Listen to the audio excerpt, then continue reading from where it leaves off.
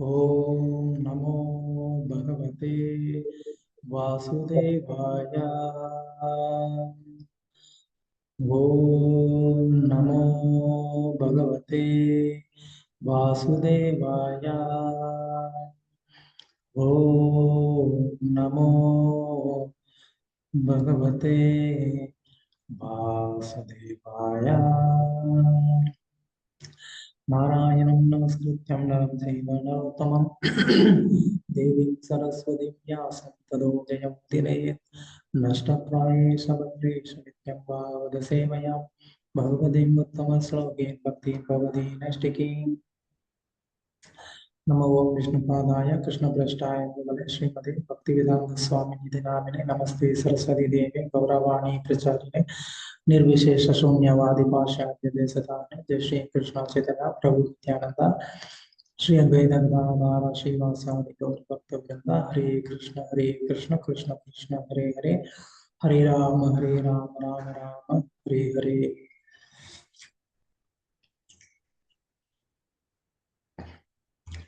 हरे कृष्ण பக்தர்கள் அனைவரையும் என்று பாகவத கூட்டுக்கு வரவேற்கிறது மகிழ்ச்சி. ಭಕ್ತರೆಲ್ಲರಿಗೂ ಈ ಭಾಗವತ ತರಗತಿಗೆ ಸಂತೋಷವಾಗಿದೆ. ஸோ இன்னைக்கு நம்ம ஸ்ரீமத் பாகவதம் முதல் ஸ்கந்தம் முதல் அத்தியாயம் பதம் 6 வந்து பார்க்க போறோம். ಸೊ ನಾವು ಇವತ್ತು ಶ್ರೀಮದ್ ಭಾಗವತದಲ್ಲಿ ಮೊದಲನೇ ಸ್ಕಂದದಲ್ಲಿ ಮೊದಲನೇ ಅಧ್ಯಾಯದಲ್ಲಿ 6ನೇ ಶ್ಲೋಕವನ್ನ ಓದ್ತಾ ಇದೀವಿ.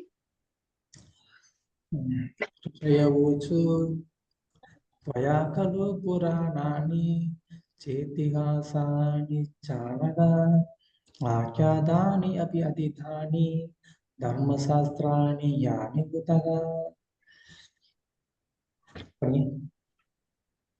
ऋषय उवाच त्वया खलु पुराणानि सेतिहासानि चानघ आख्यातान्य ಅಪ್ಯಾದಿತಾನಿ ಧರ್ಮಶಾಸ್ತ್ರಾಣಿ ಯಾನ್ಯುತ.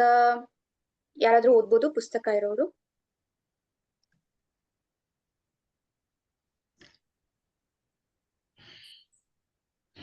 படிங்க யாராவது புக் வச்சிருக்கிறோம்.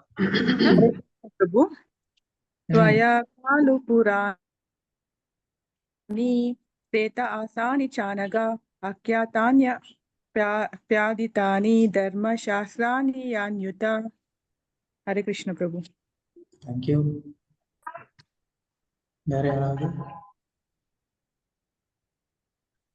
ಬೇರೆ ಯಾರಾದ್ರೂ ಓದ್ತೀರಾ? ಹರೇ ಕೃಷ್ಣ ಪ್ರಭು.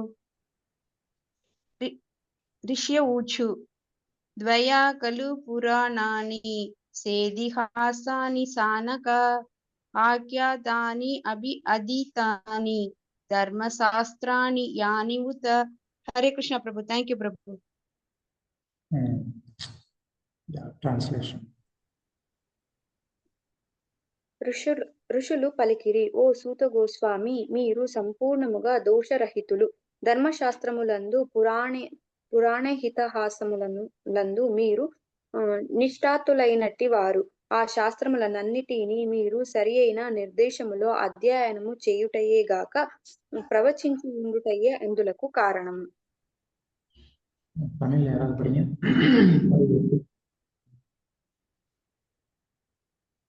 தமிழ் டிரான்ஸ்லேஷன் மாதாஜி. ஹரே கிருஷ்ண பிரபு. மொழிபெயர்ப்பு. ரிஷிகள் கூறினர், மதிப்பிற்குரிய சூத கோஸ்வாமியே, எல்லா களங்களில் இருந்தும் தாங்கள் முற்றிலும் விடுபட்டிருக்கிறீர்கள். சமய வாழ்வுக்கு தேவையான புகழ்பெற்ற எல்லா சாஸ்திரங்களிலும் புராணங்களிலும் மற்றும் சரித்திரங்களிலும் கூட தாங்கள் தேர்ச்சி பெற்றிருக்கிறீர்கள்.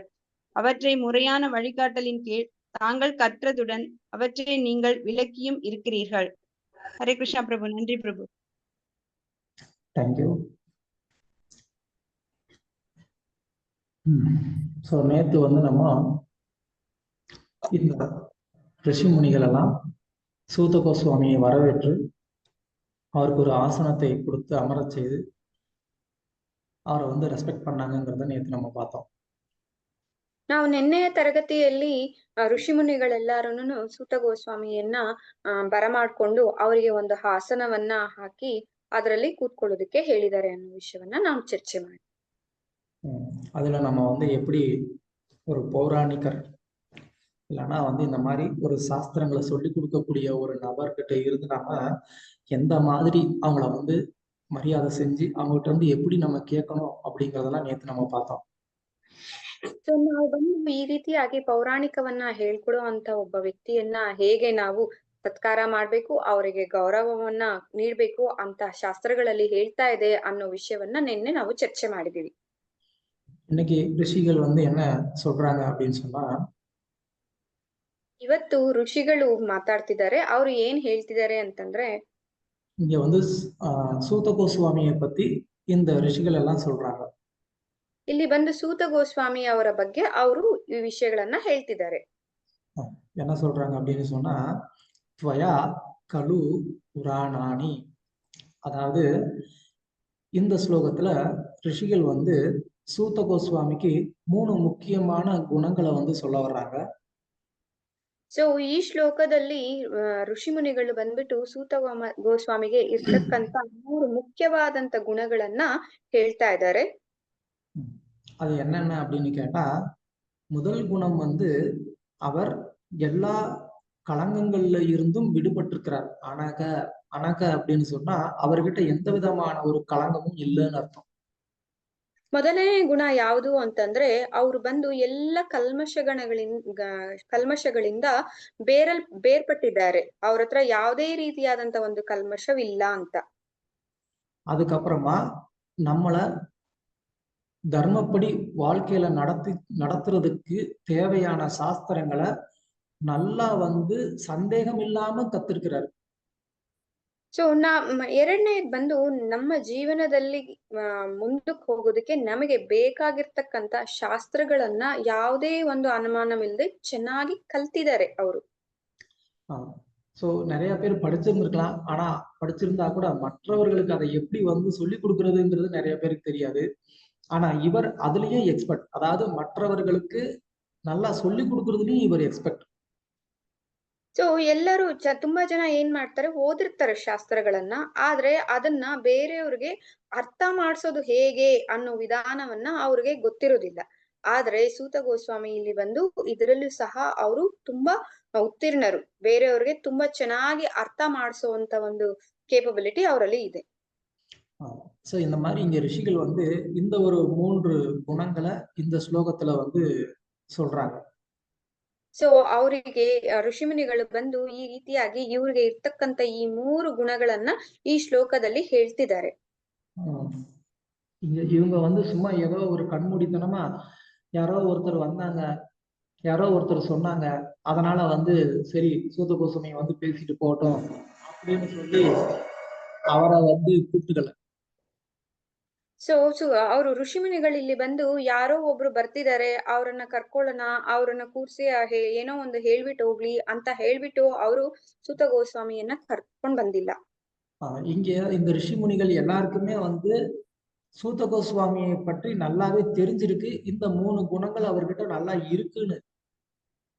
ಸೊ ಇಲ್ಲಿ ಇರ್ತಕ್ಕಂತ ಋಷಿ ಮುನಿಗಳಿಗೆ ಎಲ್ಲರಿಗೂ ಸಹ ಗೊತ್ತಿದೆ ಸೂತ ಗೋಸ್ವಾಮಿಯಲ್ಲಿ ಇರ್ತಕ್ಕಂತ ಈ 3 ಗುಣಗಳು ಏನೇನು ಅಂತ ಹೇಳ್ಬಿಟ್ಟು ಅದಕ್ಕೋಸ್ಕರ ಅವರನ್ನ ಇಲ್ಲಿಗೆ ಕರೆಸಿದ್ದಾರೆ. அதனால ரெஸ்பான்சிபிலிட்டி இங்க யார் பக்கம் இருக்கு அப்படின்னு சொன்னா கேக்குறவங்க பக்கம் தான் இருக்கு.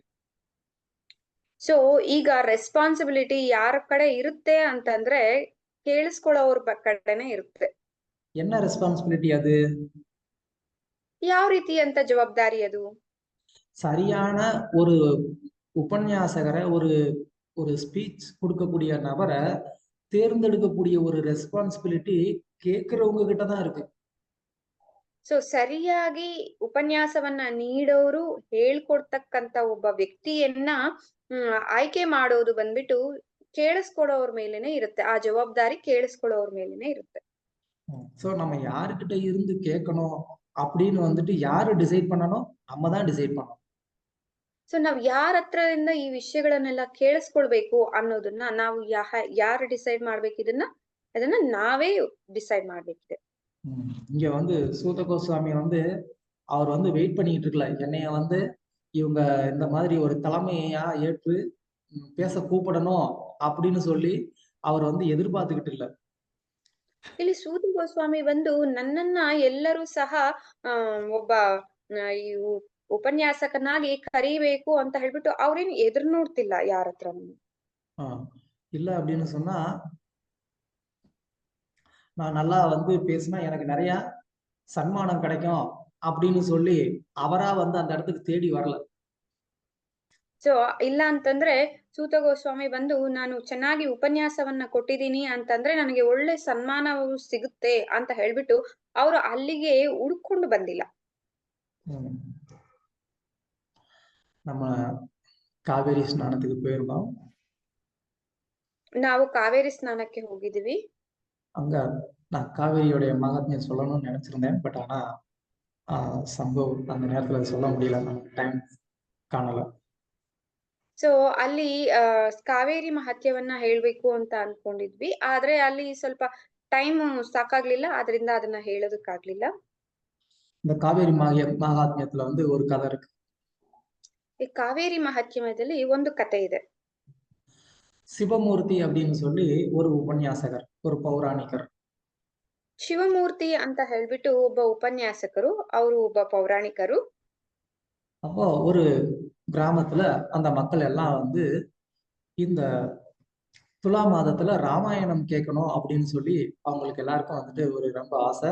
அதனால வந்து அவங்க ஊர்ல இருந்து என்ன பண்றாங்க, அந்த ராமாயண உபன்யாசம் கேட்கறதுக்காக வந்து ஒரு ஏற்பாடு பண்றாங்க. ಸೊ ಅಲ್ಲಿ ಒಂದು ಊರಿನಲ್ಲಿ ಜನಗಳಿಗೆ ಎಲ್ಲಾರ್ಗುನು ರಾಮಾಯಣ ಉಪನ್ಯಾಸವನ್ನ ಕೇಳ್ಬೇಕು ಅಂತ ಹೇಳ್ಬಿಟ್ಟು ತುಂಬಾ ಆಸೆ. ಅದರಿಂದ ಅವ್ರು ಏನ್ ಮಾಡ್ತಾರೆ ಅಂತಂದ್ರೆ ರಾಮಾಯಣ ಉಪನ್ಯಾಸವನ್ನ ಕೇಳೋದಕ್ಕೋಸ್ಕರ ಎಲ್ಲಾ ಏರ್ಪಾಟುಗಳನ್ನ ಮಾಡ್ಕೊಡ್ತಾರೆ. இவர் வந்து ஓகே, இந்த ஊர்ல இருந்து நம்மளை வந்து கூப்பிட்டுருக்காங்க அப்படின்னு சொன்னா நமக்கு நல்லா கிஃப்ட் கொடுப்பாங்க, நல்லா தட்சணை கிடைக்கும் அப்படின்னு சொல்லி இவர் வந்து அங்க உபன்யாசம் கொடுக்குறாரு.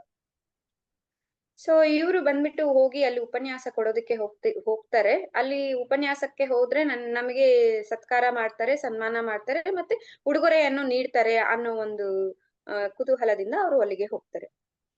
அவர் போய் தினமும் வந்து உபன்யாசம் கொடுக்குறாரு. ಅವರು ಪ್ರತಿದಿನ ಹೋಗಿ ಉಪನ್ಯಾಸವನ್ನ ಕೊಡ್ತಾ ಇದ್ದಾರೆ. தினமும் அவரை வந்துட்டு மாலை மரியாதை எல்லாம் கொடுத்து நல்லா தாம்பூலம் எல்லாம் கொடுத்து தட்சணை கொடுத்து அவரை வந்து தினமும் நல்லா வந்து ಉಪಸರಿக்கிறாங்க. ಸೊ ಪ್ರತಿದಿನ ಇವರು ಗ್ರಾಮದ ಜನರು ಬಂದ್ಬಿಟ್ಟು ಅವ್ರಿಗೆ ಸನ್ಮಾನವನ್ನ ಮಾಡ್ತಾ ಇದ್ದಾರೆ, ಹಾರವನ್ನ ಹಾಕ್ತಾ ಇದ್ದಾರೆ, ತಾಂಬೂಲವನ್ನ, ಹಣ್ಣು ಹಂಪಲವನ್ನ ಕೊಡ್ತಿದ್ದಾರೆ. ಅದ್ರ ಜೊತೆಗೆ ದಕ್ಷಿಣೆಯನ್ನು ಕೊಟ್ಟು ಪ್ರತಿನಿತ್ಯ ಅವ್ರಿಗೆ ಸನ್ಮಾನ ಮಾಡ್ತಿದ್ದಾರೆ. கடைசியா வந்து ராமாயணத்துடைய நிறைவு நாள் வந்தது. நல்லா வந்து எல்லாரும் சந்தோஷப்படணும், எல்லாரும் என்னுடைய உபன்யாசத்தை வந்து நல்லா கேட்கணும், எல்லாரும் வந்துட்டு இதுக்கப்புறத்துல இருந்து என்னோட ஃபாலோயர்ஸா இருக்கணும் அப்படின்னு சொல்லி என்ன பண்றாரு, உற்சாகமா வந்துட்டு உபன்யாசம் கொடுக்குறாரு. ಸೊ ಲಾಸ್ಟ್ ಡೇ ಬಂತು, ಲಾಸ್ಟ್ ದಿನ ಬಂದು ಅವರು ಏನ್ ಅನ್ಕೊಳ್ತಾರೆ, ಎಲ್ಲರೂ ನನ್ನ ಉಪನ್ಯಾಸವನ್ನ ಕೇಳ್ಬೇಕು, ತುಂಬಾ ಖುಷಿಯಾಗಿ ಎಲ್ಲಾರುನು ಇದನ್ನ ಎಂಜಾಯ್ ಮಾಡ್ಬೇಕು, ಮತ್ತೆ ಎಲ್ಲರೂ ನನ್ನನ್ನ ಫಾಲೋವರ್ಸ್ ಆಗ್ಬೇಕು ಅನ್ನೋ ಒಂದು ಉದ್ದೇಶವನ್ನ ಇಟ್ಕೊಂಡು ಅವತ್ತಿನ ದಿವಸ ಅವರು ಉಪನ್ಯಾಸವನ್ನ ನೀಡ್ತಾರೆ. உபன்யாசம் முடிஞ்ச உடனே கடைசியில வந்துட்டு எல்லாரும் ஓகே ரொம்ப நன்றிங்க உபன்யாசம் கொடுத்ததுக்கு, நாங்க கிளம்புறோம்னு சொல்லி கிளம்பிட்டாங்க. ಸೊ ಉಪನ್ಯಾಸ ಮುಗ್ದಿದ ನಂತರ ಎಲ್ಲಾರುನು ಅಲ್ಲಿ ನೆರೆದಿರ್ತಕ್ಕಂಥ ಜನಗಳೆಲ್ಲಾರುನು ಸರಿ ಆಯ್ತು, ತುಂಬಾ ಧನ್ಯವಾದಗಳು, ನಾವಿನ್ನ ಹೊರಡ್ತೀವಿ ಅಂತ ಹೊರಡ್ತಾರೆ. அதை பார்த்து சிவமூர்த்திக்கு பயங்கரமான கோபம் வந்துருச்சு. ಇದನ್ನೆಲ್ಲ ನೋಡ್ಬಿಟ್ಟು ಶಿವಮೂರ್ತಿಗೆ ತುಂಬಾ ಕೋಪ ಬಂದ್ಬಿಡ್ತು. என்ன உங்க ஊர் மக்களுக்கு வந்துட்டு ஒரு உபன்யாசகரை எந்த மாதிரி வந்து ஒரு ட்ரீட் பண்ணணும், ஒரு கவனிக்கணும்னே தெரியல அப்படின்னு சொல்லி. ಸೊ ಅವರು ಕೇಳ್ತಾ ಇದ್ದಾರೆ, ನಿಮ್ಮ ಊರಿನ ಜನಗಳಿಗೆ ಬಂದ್ಬಿಟ್ಟು ಯಾವ ರೀತಿಯಾಗಿ ಒಬ್ಬ ಉಪನ್ಯಾಸಕರನ್ನ ಸ್ವೀಕಾರ ಮಾಡ್ಬೇಕು, ಸತ್ಕಾರ ಮಾಡ್ಬೇಕು ಅನ್ನೋ ವಿಷಯ ಗೊತ್ತಿಲ್ಲ ಅಂತ ಹೇಳಿ. என்னங்க எப்படி சொல்றீங்க, ஒவ்வொரு நாளும் உங்களை நாங்க எப்படி உபசரிச்சிருக்கிறோம், தினமும் வந்து தட்சணை கொடுத்துருக்கிறோம், உங்களுக்கு இன்னும் என்ன வேணும்? ಅವ್ರು ಕೇಳ್ತಾ ಇದ್ದಾರೆ, ಏನ್ ಹೇಳ್ತಿದ್ದೀರಾ ನೀವು, ಪ್ರತಿನಿತ್ಯ ನಾವು ನಿಮ್ಮನ್ನ ಸ್ವಾಗತಿಸಿದೀವಿ, ನಿಮ್ಗೆ ಬೇಕಾದಂತ ಉಪಚಾರಗಳನ್ನ ಮಾಡಿದೀವಿ, ಮತ್ತೆ ದಕ್ಷಿಣೆಯನ್ನು ಸಹ ನೀಡಿದೀವಿ ಅಂತ ಹೇಳ್ಬಿಟ್ಟು. அப்புறமா அவர் வந்து நீங்க யாருமே வந்து எனக்கு தட்சணை கொடுக்கல, நீங்க ஒவ்வொரு ஆளுமே எனக்கு தட்சணை கொடுக்கணும், ஏன் எனக்கு கொடுக்கல அப்படின்னு சொல்லி கோவப்பட்டார். ಸೊ ಅನಂತರ ಅವ್ರು ಬಂದ್ಬಿಟ್ಟು ತುಂಬಾ ಕೋಪದಿಂದ ಹೇಳ್ತಾ ಇದ್ದಾರೆ, ನೀವು ಯಾರು ನನಗೆ ದಕ್ಷಿಣೆಯನ್ನ ನೀಡ್ಲಿಲ್ಲ, ನೀವ್ ಎಲ್ಲರೂ ಒಬ್ಬೊಬ್ಬರಾಗಿ ದಕ್ಷಿಣೆಯನ್ನ ನೀಡ್ಬೇಕಾಗಿದೆ ಅಂತ. அதை கேட்டு ஊர் மக்கள் கோவம் வந்துருச்சு. நாங்க ஒவ்வொருத்தவங்களும் கொடுக்கணுமா? ஊர் சார்பாதானே உனக்கு தினமும் தட்சிணை கொடுத்தா அதெல்லாம் யாரு காசு? எங்க காசு தானே. அது ஒரு ஆளா கொடுத்தா என்ன, மொத்தமா கொடுத்தா என்ன? ಸೊ ಇದನ್ನ ಕೇಳಿಸ್ಕೊಂಡು ಊರಿನ ಜನಗಳಿಗೆ ತುಂಬಾ ಕೋಪ ಬಂತು. ಹೇಗೆ ಅಂತ ಹೇಳ್ಬಿಟ್ಟು, ಒಬ್ಬೊಬ್ಬರಾಗಿ ಹೇಗೆ ನೀಡೋದಕ್ಕಾಗತ್ತೆ, ನಾವು ಊರೆಲ್ಲ ಜನಗಳು ಸೇರ್ಸಿ ಅದನ್ನ ನೀಡ್ತಾ ಇದೀವಿ, ಒಬ್ಬೊಬ್ಬರಾಗಿ ಕೊಡೋದು ಆದ್ರೂ ಒಂದೇ, ಎಲ್ಲರೂ ಸೇರಿ ಕೊಡೋದು ಒಂದೇ ಅಲ್ವಾ ಅಂತ ಹೇಳ್ಬಿಟ್ಟು. உனக்கு பேராசை ஜாஸ்தியா? இவ்வளவு கிடைச்சதுக்கு அப்புறம் கூட உனக்கு கொஞ்சம் கூட வந்து திருப்தியே இல்ல. இப்படியா வந்து ஒரு உபன்யாசகர் பேராசை பிடிச்சிருக்கிறது பணத்துக்கு? ಅವ್ರು ಹೇಳ್ತಾ ಇದಾರೆ, ನಿಮ್ಗೆ ಅತಿ ಆಸೆ ಆಗಿದೆ, ತುಂಬಾ ಜಾಸ್ತಿ ಆಸೆ ಆಗಿದೆ, ಅದಕ್ಕೋಸ್ಕರ ನೀವು ಈ ತರ ಮಾತಾಡ್ತಾ ಇದ್ದೀರಾ, ಈ ರೀತಿಯಾಗಿ ಯಾರಾದ್ರೂ ಉಪನ್ಯಾಸಕರು ಮಾತಾಡ್ತಾರಾ ಅಂತ ಹೇಳ್ಬಿಟ್ಟು ಹೇಳ್ತಿದ್ದಾರೆ. அதுக்கப்புறமா வந்து 2 பேரும் பயங்கரமா வந்து வாக்குவாதம் பண்ணாங்க. ಸೊ ಅನಂತರ ಊರಿನ ಮಕ್ಕಳು ಮತ್ತೆ ಶಿವಮೂರ್ತಿ ಬಂದ್ಬಿಟ್ಟು ಎರಡು ಕಡೆಯಿಂದ ವಾಗ್ವಾದ ಮಾಡ್ಕೊಂಡು ಜಗಳ ಮಾಡಿದ್ದಾರೆ. அதுக்கப்புறம் சிவமூர்த்தி அங்க இருந்து கோச்சிட்டு போயிட்டாரு. ಶಿವಮೂರ್ತಿ ಅಲ್ಲಿಂದ ತುಂಬಾ ಕೋಪ ಮಾಡ್ಕೊಂಡು ಹೊರಟ್ಬಿಟ್ರು.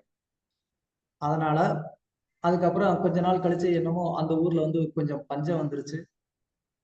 ಸೊ ಅನಂತರ ಸ್ವಲ್ಪ ದಿವಸ ಆದ್ಮೇಲೆ ಆ ಊರಲ್ಲಿ ಏನಾಯ್ತು, ಬರಗಾಲ ಬಂದ್ಬಿಡ್ತು. ಕರೆಕ್ಟ್, ಬರಗಾಲ ಬಂದ್ಬಿಡ್ತು. அது வந்துருச்சு. அப்புறம் அப்படியே கொஞ்சம் கொஞ்சமா அந்த ஊர்ல இருக்கிறவங்க எல்லாம் இறந்துட்டாங்க. ಸೊ ಅನಂತರ ಅಲ್ಲಿ ಆ ಬರಗಾಲದಲ್ಲಿ ಏನಾಯ್ತು, ಸ್ವಲ್ಪ ಸ್ವಲ್ಪವಾಗಿ ಜನಗಳೆಲ್ಲಾನು ಸತ್ತೋದು. சோ இப்போ இங்க இந்த உபன்யாசகர் வந்து பணத்துக்காகவும் பேர் புகழுக்காகவும் வந்து இவர் உபன்யாசம் பண்ணதுனாலையும் அதை எதிர்பார்த்ததுனாலையும் என்னாச்சு அப்படின்னு சொன்னா, இவர் வந்து அடுத்த பிறவில வந்து ஒரு பிரம்ம ராட்சசனா பிறந்துட்டார். ಸೊ ಈ ಉಪನ್ಯಾಸಕರು ಬಂದ್ಬಿಟ್ಟು ಹಣದ ಆಸೆಗಾಗಿ ತುಂಬಾ ಅವರನ್ನೆಲ್ಲ ಬೈದು ಮಾಡಿದ ಕಾರಣವಾಗಿ ಏನಾಯ್ತು ಅವ್ರಿಗೆ ಅಂತಂದ್ರೆ, ನೆಕ್ಸ್ಟ್ ಬರ್ತ್ ಅಲ್ಲಿ ಅವ್ರು ಏನಾಗಿ ಹುಟ್ಟಿದ್ದಾರೆ ಅಂದ್ರೆ ಬ್ರಹ್ಮ ರಾಕ್ಷಸರಾಗಿ ಹುಟ್ಟಿದ್ದಾರೆ.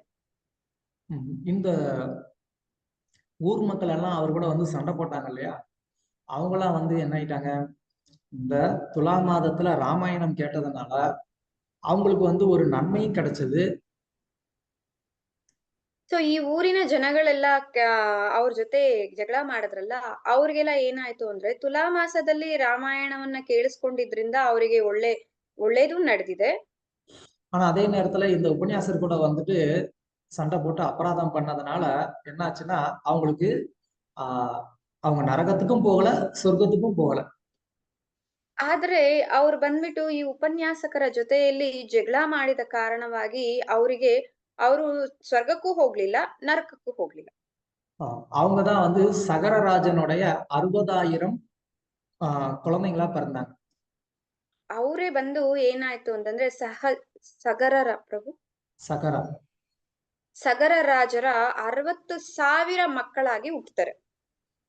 அதுக்கப்புறமா என்னாச்சு, அந்த சகரனுடைய 60,000 குழந்தைங்களும் வந்துட்டு கபிலர்னால வந்துட்டு எரிச்சு சாம்பலாக்கப்பட்டாங்க.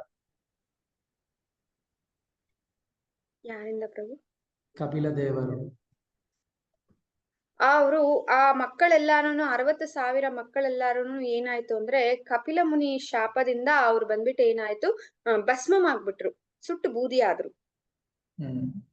அது ஒரு வேற ஸ்டோரி. பட் ஆனா இவங்க அதுக்கப்புறம் பகீரதன் அப்படின்ற அவங்க பரம்பரால வந்த ஒரு அரசனால கங்கை வந்து சொர்க்கலோகத்துல இருந்து கீழே வந்து அது பட்டு அதுக்கப்புறம் அவங்க வந்து மோட்சம் அடைஞ்சாங்க.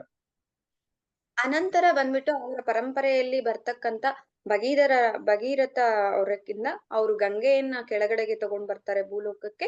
ಆ ಗಂಗೆಯ ನೀರಿನಲ್ಲಿ ಅವ್ರ ಮೇಲೆ ಪಟ್ಟ ಮೇಲೆ ಏನಾಯ್ತು, ಅವ್ರು ಬಂದ್ಬಿಟ್ಟು ಮುಕ್ತಿಯನ್ನ ಪಡಿತಾರೆ. அதுக்கப்புறம் இந்த உபன்யாசகர் வந்து என்ன ஆயிட்டாரு, அவர் வந்து விராட தேசத்துல வந்து பகாசுரன்கிற ஒரு அரக்கனா பிறந்துட்டாரு. ಈ ಉಪನ್ಯಾಸಕರು ಏನಾದ್ರು ಅಂತಂದ್ರೆ ವಿರಾಟ ದೇಶದಲ್ಲಿ ಬಕಾಸುರ ಎನ್ನುವ ಒಂದು ರಾಕ್ಷಸನಾಗಿ ಜನ್ಮವನ್ನ ಪಡೆದಿದ್ದಾರೆ. இந்த சிவமூர்த்தி கூட வந்து அந்த ஊர்ல இருந்த சில பண்டிதர்களும் வந்துட்டு சண்டை போட்டாங்க. ಸೊ ಈ ಶಿವಮೂರ್ತಿಯ ಜೊತೆಯಲ್ಲಿ ಆ ಊರಲ್ಲಿ ಇರ್ತಕ್ಕಂತ ಕೆಲವೊಬ್ಬ ಪಂಡಿತರು ಸಹ ಜಗಳ ಮಾಡಿದ್ರು ಅವ್ರ ಜೊತೆ. ಅವರೆಲ್ಲ அந்த விராட தேசத்துல வந்து கிராமத்து மக்களா வந்து பிறந்தாங்க. ಸೊ ಅವರೆಲ್ಲ ಏನಾಯ್ತು, ಆ ಪಂಡಿತರೆಲ್ಲಾನು ಆ ವಿರಾಟ ದೇಶದ ಗ್ರಾಮದ ಜನರಾಗಿ ಹುಟ್ಟಿದ್ದಾರೆ. அந்த ஜனங்களை தான் அந்த பகாசுரன் வந்து என்ன பண்ணா, தினமும் வீட்டுக்கு ஒரு ஆளா வந்து சாப்பிட்டான். ಸೊ ಅದ್ರಿಂದಾನೇ ಅವ್ರು ಬಕಾಸುರರು ಏನ್ ಮಾಡಿದ್ರು, ಪ್ರತಿನಿತ್ಯ ಒಬ್ಬೊಬ್ರು ಅವ್ರಿಗೆ ಊಟವಾಗಿ ಹೋಗ್ಬೇಕಾಗಿತ್ತು, ಅವರನ್ನ ತಿಂದ್ರು ಅವರು. அதுக்கப்புறமா பீமனுடைய கையினால அந்த பகாசுரனுக்கு மரணம் ஏற்பட்டது. ಸೊ ಅನಂತರ ಭೀಮನ ಕೈಯಿಂದ ಆ ಬಕಾಸುರನಿಗೆ ಮರಣ ಸಿಕ್ತು. அந்த பகாசுரனா பிறந்த அந்த சிவமூர்த்தி அவருதான் அதுக்கப்புறமா பரிச்சித் மகாராஜரா பிறந்தாரு அப்படின்னு சொல்லி இந்த காவேரி மகாத்மியம் சொல்லுது. ಸೊ ಅನಂತರ ಆ ಬಕಾಸುರರ ಶಿವಮೂರ್ತಿಯೇ ಬಕಾಸುರರಾಗಿ ಹುಟ್ಟಿದ್ರು. ಅನಂತರ ಬಕಾಸುರರ ಮರಣ ಆದ್ಮೇಲೆ ಅವರೇ ಬಂದು ಪರೀಕ್ಷಿತ್ ಮಹಾರಾಜರಾಗಿ ಜನ್ಮವನ್ನ ಪಡೆದಿದ್ದಾರೆ ಅಂತ ಹೇಳ್ಬಿಟ್ಟು ಈ ಕಾವೇರಿ ಮಹತ್ವದಲ್ಲಿ ಹೇಳಲ್ಪಟ್ಟಿದೆ. சோ ஒரே ஒரு நபர் தன்னுடைய தவறான எண்ணத்தினால செய்த செயல்னால எவ்வளவு பேருக்கு வந்து ப்ராப்ளம், அவருக்கும் ப்ராப்ளம். ಸೊ ಒಬ್ಬ ವ್ಯಕ್ತಿ ಅವ್ರಿಗೆ ಇರ್ತಕ್ಕಂತ ಅತಿಯಾಸೆಯಿಂದ ಮಾಡಿರ್ತಕ್ಕಂತ ಒಂದು ಕೆಲಸದಿಂದ ಎಷ್ಟು ಜನಗಳಿಗೆ ಇದರಲ್ಲಿ ತೊಂದರೆ ಉಂಟಾಯ್ತು. அதனாலதான் நம்ம கிட்டதான் வந்து அந்த ரெஸ்பான்சிபிலிட்டி இருக்கு, யாருகிட்ட இருந்து நம்ம கேட்கணும் அப்படின்னு சொல்லி. ಸೊ ಇದರಿಂದ ನಾವ್ ತಿಳ್ಕೊಳ್ಬೇಕಾದ ವಿಷಯ ನಮ್ಮ ಹತ್ರನೇ ಇದೆ, ಏನು ಜವಾಬ್ದಾರಿ, ಯಾರ ಹತ್ರ ಇಂದ ನಾವು ಪ್ರತಿ ಒಂದು ವಿಷಯವನ್ನ ಕೇಳಿಸ್ಕೊಳ್ಬೇಕು ಅಂತ. நம்ம யாருகிட்ட இருந்து கேட்கணும்னு நினைக்கிறோமோ அவங்க வந்து கம்ப்ளீட்டா பியூரா இருக்கணும். அவங்க கிட்ட வந்து காமம், குரோதம், லோபம், மோகம், மதம், ஆச்சரியம் இந்த மாதிரி எந்த விதமான ஒரு களங்கமும் அனர்த்தமும் அவங்க கிட்ட இருக்கக்கூடாது. அந்த மாதிரி ஒரு நபர்கிட்ட இருந்து கேட்டாதான் நம்ம பகவானை பத்தின கதையை கேட்டா கூட நமக்கு பிரயோஜனம் உண்டு. ಸೊ ನಾವ್ ಯಾರ ಹತ್ರ ಇಂದ ಕೇಳ್ಬೇಕು ಅನ್ಕೊಂಡಿರ್ತೀವೋ ಅಂತ ಒಂದು ವ್ಯಕ್ತಿ ಹತ್ರ ಕಾಮ, ಕ್ರೋಧ, ಲೋಭ, ಮದ, ಮಾಸ್ತರ್ಯ ಇದು ಯಾವುದು ಇರ್ಬಾರ್ದು. ಅಂತವ್ರ ಒಬ್ಬರಿಂದ ಮಾತ್ರ ಕೇಳಿಸ್ಕೊಂಡಾಗ ಮಾತ್ರ ನಾವು ಭಗವಂತನ ಬಗ್ಗೆ ಕೇಳೋದಕ್ಕೆ ಸಾಧ್ಯವಾಗುತ್ತೆ. இல்ல அப்படின்னு சொன்னா அந்த கிராமத்து மக்களுக்கோ இல்ல அந்த கிராமத்துல இருந்த மற்ற பண்டிதருக்கு எந்த நிலைமை ஏற்பட்டதோ அதே மாதிரியான ஒரு நிலைமை தான் நமக்கும் தேவையில்லாம வந்து ஏற்படும். ಸೊ ಇಲ್ಲ ಅಂತಂದ್ರೆ ಆ ಗ್ರಾಮದಲ್ಲಿ, ಈಗ ನಾವು ಎಕ್ಸಾಂಪಲ್ ನೋಡಿದ್ವಿ, ಆ ಗ್ರಾಮದಲ್ಲಿ ಹುಟ್ಟಿರ್ತಕ್ಕಂಥ ಜನಗಳು ಮತ್ತೆ ಅಲ್ಲಿ ಇರ್ತಕ್ಕಂಥ ಪಂಡಿತರಿಗೆ ಯಾವ ಒಂದು ಸ್ಥಿತಿ ಬಂತೋ ಅದೇ ರೀತಿಯಾದಂತ ಒಂದು ಸ್ಥಿತಿಯನ್ನು ನಾವು ಸಹ ಪಡ್ಕೊಳ್ಬೇಕಾಗತ್ತೆ. ஆன்மீக வாழ்க்கை அப்படின்னு சொன்னா ஒவ்வொருத்தவங்களுக்குமே வந்து தனிப்பட்ட ஒரு ரெஸ்பான்சிபிலிட்டி அப்படிங்கிறது இருக்கு. ಆಧ್ಯಾತ್ಮಿಕ ಜೀವನ ಅಂತಂದ್ರೆ ಒಬ್ಬೊಬ್ಬರಿಗೂನು ಸಹ ಅವ್ರಿಗೆ ಆದಂತ ಒಂದು ಜವಾಬ್ದಾರಿ ಇರುತ್ತೆ. அந்த ஒரு தனிப்பட்ட ஒரு ரெஸ்பான்சிபிலிட்டிய ஒவ்வொருத்தருக்குமே உணர்ந்து என்ன பண்ணணும், அதன் பிரகாரம் நடந்துக்கணும். ಸೊ ಆ ಒಂದು ಜವಾಬ್ದಾರಿಯನ್ನ ಒಬ್ಬೊಬ್ರಿಗೆ ಇರ್ತಕ್ಕಂತ ಆ ಜವಾಬ್ದಾರಿಯನ್ನ ಅರ್ಥ ಮಾಡ್ಕೊಂಡು ಅದ್ರ ಪ್ರಕಾರವಾಗಿ ನಡ್ಕೊಳ್ಬೇಕು. ஓகே, சோ இங்க சொல்லியிருக்கிற மாதிரி எஸ்பெஷலி அந்த உபன்யாசம் கொடுக்கக்கூடிய ஒரு நபர் வந்து எப்படி இருக்கணும், ஆனாங்க எல்லா விதமான களங்கங்கள்ல இருந்து விடுபட்டு இருக்கணும். ಇದರಲ್ಲಿ ಏನ್ ಹೇಳ್ತಿದ್ದಾರೆ ಅಂತಂದ್ರೆ ಉಪನ್ಯಾಸ ಕೊಡ್ತಕ್ಕಂತ ಒಬ್ಬ ವ್ಯಕ್ತಿ ಬಂದು ಎಲ್ಲಾ ಕಳಂಕಗಳಿಂದ ಹೊರಗಿರ್ಬೇಕು. அவர்கிட்ட வந்து ஒரு பொறாமை அப்படிங்கிற ஒரு குணம் இருந்தது அப்படின்னு சொன்னா, என்னைய விட இன்னொருத்தருக்கு வந்து புகழ் நிறைய கிடைக்குது, என்னைய விட இன்னொருத்தர் வந்து நிறைய பேர் ஃபாலோ பண்றாங்க, என்னை விட இன்னொருத்தருக்கு வந்துட்டு நிறைய சன்மானம் கிடைக்குது அப்படின்னு சொல்லி அதை பார்த்து அவருக்கு வந்துட்டு பொறாமை நிறைய வருது அப்படின்னு சொன்னா, அப்ப அந்த பொறாமை கொண்ட ஒரு நபர்னால என்ன பண்ண முடியாது, மற்றவர்களை அந்த பொறாமையில இருந்து வெளியில கொண்டு வர முடியாது. ಯಾರಲ್ಲಿ ಈ ಅಸೂಯೆ ಅನ್ನೋದು ಬಂದಿರುತ್ತೋ, ಯಾರು ಒಬ್ಬರನ್ನ ನೋಡಿ ನನಗಿಂತೂ ತುಂಬಾ ಫಾಲೋವರ್ಸ್ ಸಿಕ್ತಿದ್ದಾರೆ ಅಂತ ಅಸೂಯೆ, ಮತ್ತೆ ನನಗಿಂತೂ ಜಾಸ್ತಿ ಅವ್ರಿಗೆ ಸನ್ಮಾನ ಸಿಕ್ತಿದೆ ಅನ್ನೋ ಒಂದು ಅಸೂಯೆ, ಯಾರಲ್ಲಿ ಈ ಗುಣಗಳು ತುಂಬಿಕೊಂಡಿರುತ್ತೋ ಅವರಿಂದ ನಾವು ಕೇಳಿದ್ರೆ ಆ ಗುಣಗಳು நம்மளೂ ಸಹ ಬರುತ್ತೆ. ಇದರಿಂದ ಪ್ರಯೋಜನವಿರೋದಿಲ್ಲ. அது மட்டும் இல்லாம இங்க சொல்லியிருக்கிற மாதிரி தர்மசாஸ்திரங்களை ஒழுங்கா வந்து ஒருத்தர் படிச்சிருந்தாரு அப்படின்னு சொன்னா, அப்ப அவர்கிட்ட இயல்பாவே இந்த மாதிரியான ஒரு குணங்கள் வந்து இருக்காது. ಇಲ್ಲಿ ಧರ್ಮಶಾಸ್ತ್ರಾಣಿ ಅಂತ ಹೇಳ್ತಿದ್ದಾರೆ. ಧರ್ಮವನ್ನ ಅವರು ಒಂದು ಗುಣವನ್ನ ಅವರು ಸಹಜವಾಗಿ ಹೊಂದಿದ್ದಾರೆ ಅಂತ ಅಂದ್ರೆ ಈ ವಿಷಯಗಳು ಈ ಗುಣಗಳು ಸಹ ಅವರಲ್ಲಿ ಬರೋದಿಲ್ಲ. தர்மசாஸ்திரங்களை படிச்சிருக்கிறவங்களுக்கு எது தர்மம் எது அதர்மம்னு வந்துட்டு கிளியரா வந்து தெரியும். ಧರ್ಮಶಾಸ್ತ್ರವನ್ನ ಓದಿರ್ತಕ್ಕಂತ ಒಬ್ಬ ವ್ಯಕ್ತಿಗೆ ಬಂದು ಯಾವ್ದು ಧರ್ಮ ಯಾವ್ದು ಅಧರ್ಮ ಅನ್ನೋ ವಿಷಯಗಳು ಅವ್ರಿಗೆ ತುಂಬಾ ಕ್ಲಿಯರ್ ಆಗಿ ಗೊತ್ತಾಗುತ್ತೆ, ಸ್ಪಷ್ಟವಾಗಿ ಗೊತ್ತಿರುತ್ತೆ. அடுத்தவங்களுடைய புகழை பார்த்து பொறாமப்படுறது அது தர்மம் இல்ல அப்படிங்கிறது தர்மசாஸ்திரத்தை படிச்சிருந்தாலே அவங்களுக்கு வந்து தெரியும். ಬೇರೆಯವರಿಗೆ ಹೊಗಳಿಕೆ ಸಿಗ್ತಾ ಇದೆ ಅಂತ ನಾವು ಅಸೂಯೆ ಪಡೋದು ಧರ್ಮದಲ್ಲಿ ಇಲ್ಲ ಅನ್ನೋ ವಿಷಯ ಅವ್ರಿಗೆ ಗೊತ್ತಿರುತ್ತೆ, ಅದು ಧರ್ಮವಲ್ಲ ಅಂತಾನು ಗೊತ್ತಿರುತ್ತೆ. அதனாலதான் நம்ம பார்க்கலாம், யுதிஷ்டிர மகாராஜரை வந்து ராஜ்யத்திலிருந்து விரட்டிட்டாங்க. ಅದರಿಂದ ನಾವು ನೋಡ್ಬೋದು ಯುಧಿಷ್ಠಿರ ಮಹಾರಾಜರನ್ನ ರಾಜ್ಯದಿಂದ ಹೊರಗಡೆ ಹಾಕ್ಬಿಟ್ರು. யுதிஷ்டர் வந்து ஃபாரஸ்ட்ல இருக்கிறாரு. ಯುಧಿಷ್ಠಿರ ಮಹಾರಾಜರು ಅರಣ್ಯದಲ್ಲಿದ್ದಾರೆ. அப்போ இந்த துரியோதனன் என்ன பண்றான், அவங்க படுற கஷ்டத்தை வந்து பார்க்கணும் அப்படிங்கிறதுக்காகவே அவனும் வந்து காட்டுல அவங்க இருக்கிற இடத்துக்கு பக்கத்திலேயே வந்து நல்லா சௌகரியமா டென்ட் போட்டு உட்காந்துக்கிறான். ಸೊ ಈಗ ದುರ್ಯೋಧನ ಏನ್ ಮಾಡ್ತಾರೆ, ಅವ್ರು ಹೇಗ್ ಕಷ್ಟ ಪಡ್ತಿದ್ದಾರೆ ಅನ್ನೋದನ್ನ ನೋಡೋದಕ್ಕೋಸ್ಕರನೇ ಏನ್ ಮಾಡ್ತಾನೆ, ಅವರು ಸಹ ಬಂದು ಅವರ ಸಹಚರಗಳ ಜೊತೆಯಲ್ಲಿ ಬಂದು ಚೆನ್ನಾಗಿರ್ತಕ್ಕಂತ ಒಂದು ಸೌಕರ್ಯ ಇರ್ತಕ್ಕಂತ ಟೆಂಟ್ ಅನ್ನ ಹಾಕೊಂಡು ನೋಡ್ತಿರ್ತಾನೆ. அதெல்லாம் வந்து யுதிஷ்டிரர் பாக்குறாரு. ಅದನ್ನೆಲ್ಲ ಬಂದು ಯುಧಿಷ್ಠಿರ ಮಹಾರಾಜರು ನೋಡ್ತಾರೆ. ஆனா யுதிஷ்டிரருக்கு எந்த விதமான ஒரு மன சஞ்சலமுமே கிடையாது. ಆದ್ರೆ ಯುಧಿಷ್ಠಿರ ಮಹಾರಾಜರಿಗೆ ಯಾವುದೇ ರೀತಿಯಾದಂತ ಒಂದು ಮನಸ್ಸಂಚಲ ಆಗ್ಲಿಲ್ಲ.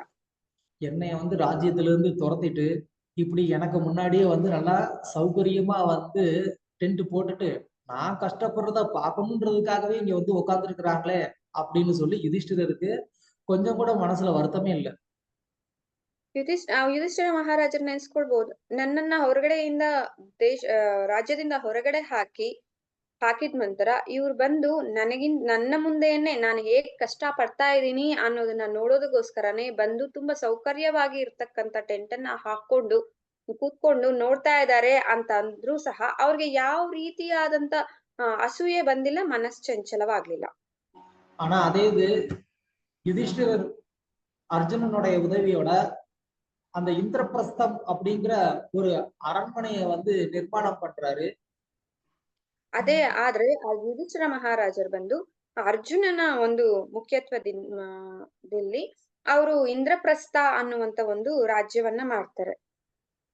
இந்திரபிரஸ்தத்துல அரண்மனையை வந்து நிர்மாணம் பண்றாரு. ಇಂದ್ರಪ್ರಸ್ಥದಲ್ಲೇ ಬಂದ್ರು ಒಂದು ಅರಮನೆಯನ್ನ ನಿರ್ಮಾಣ ಮಾಡ್ತಾರೆ. அப்போ அந்த அரண்மனையில ஒரு ராஜசூய யஜ்ஞம் நடக்குது. ಆ ಅರಮನೆಯಲ್ಲಿ ಒಂದು ರಾಜಸೂಯ ಯಜ್ಞವನ್ನ ಏರ್ಪಡಿಸಲಾಗುತ್ತೆ. அங்க துரியோதனனும் வர்றான். ಅಲ್ಲಿ ದುರ್ಯೋಧನನು ಬರ್ತಾರೆ. அந்த அரண்மனையோட ஐஸ்வர்யத்தை பார்த்து அவனுக்கு வந்து பொறாம.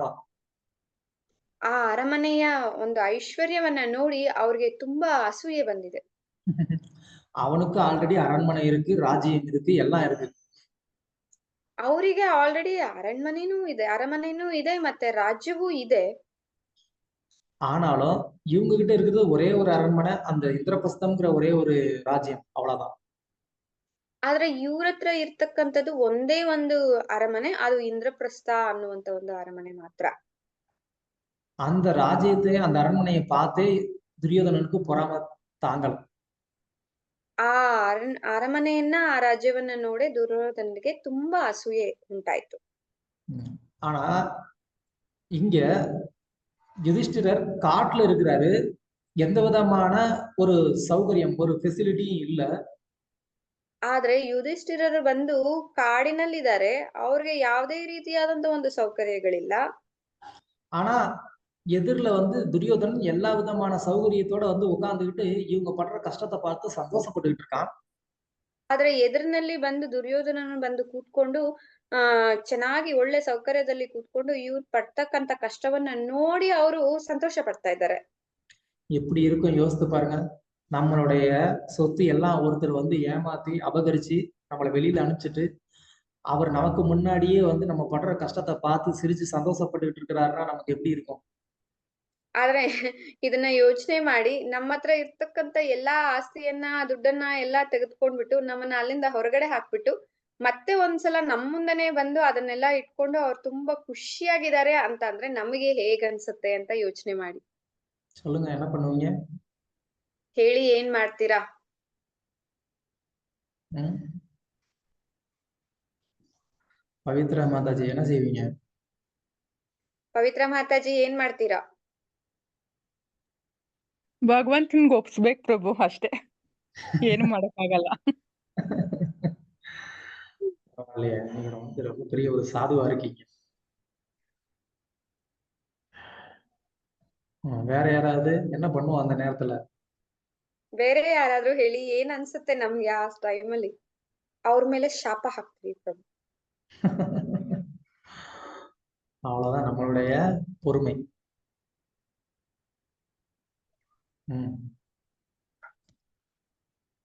அதனால யுதிஷ்டிரர் இங்க வந்து என்ன பண்றாரு, அவர் அதை வந்து கொஞ்சம் கூட மைண்ட் பண்ணவே இல்லை. அவர் என்ன நினைக்கிறாரு, அது பகவானால அவனுக்கு கொடுக்கப்பட்டிருக்கு, இந்த நேரத்துல அவனுக்கு இதை அனுபவிக்கணும்னு இருந்திருக்கு, அவன் அனுபவிக்கணும்.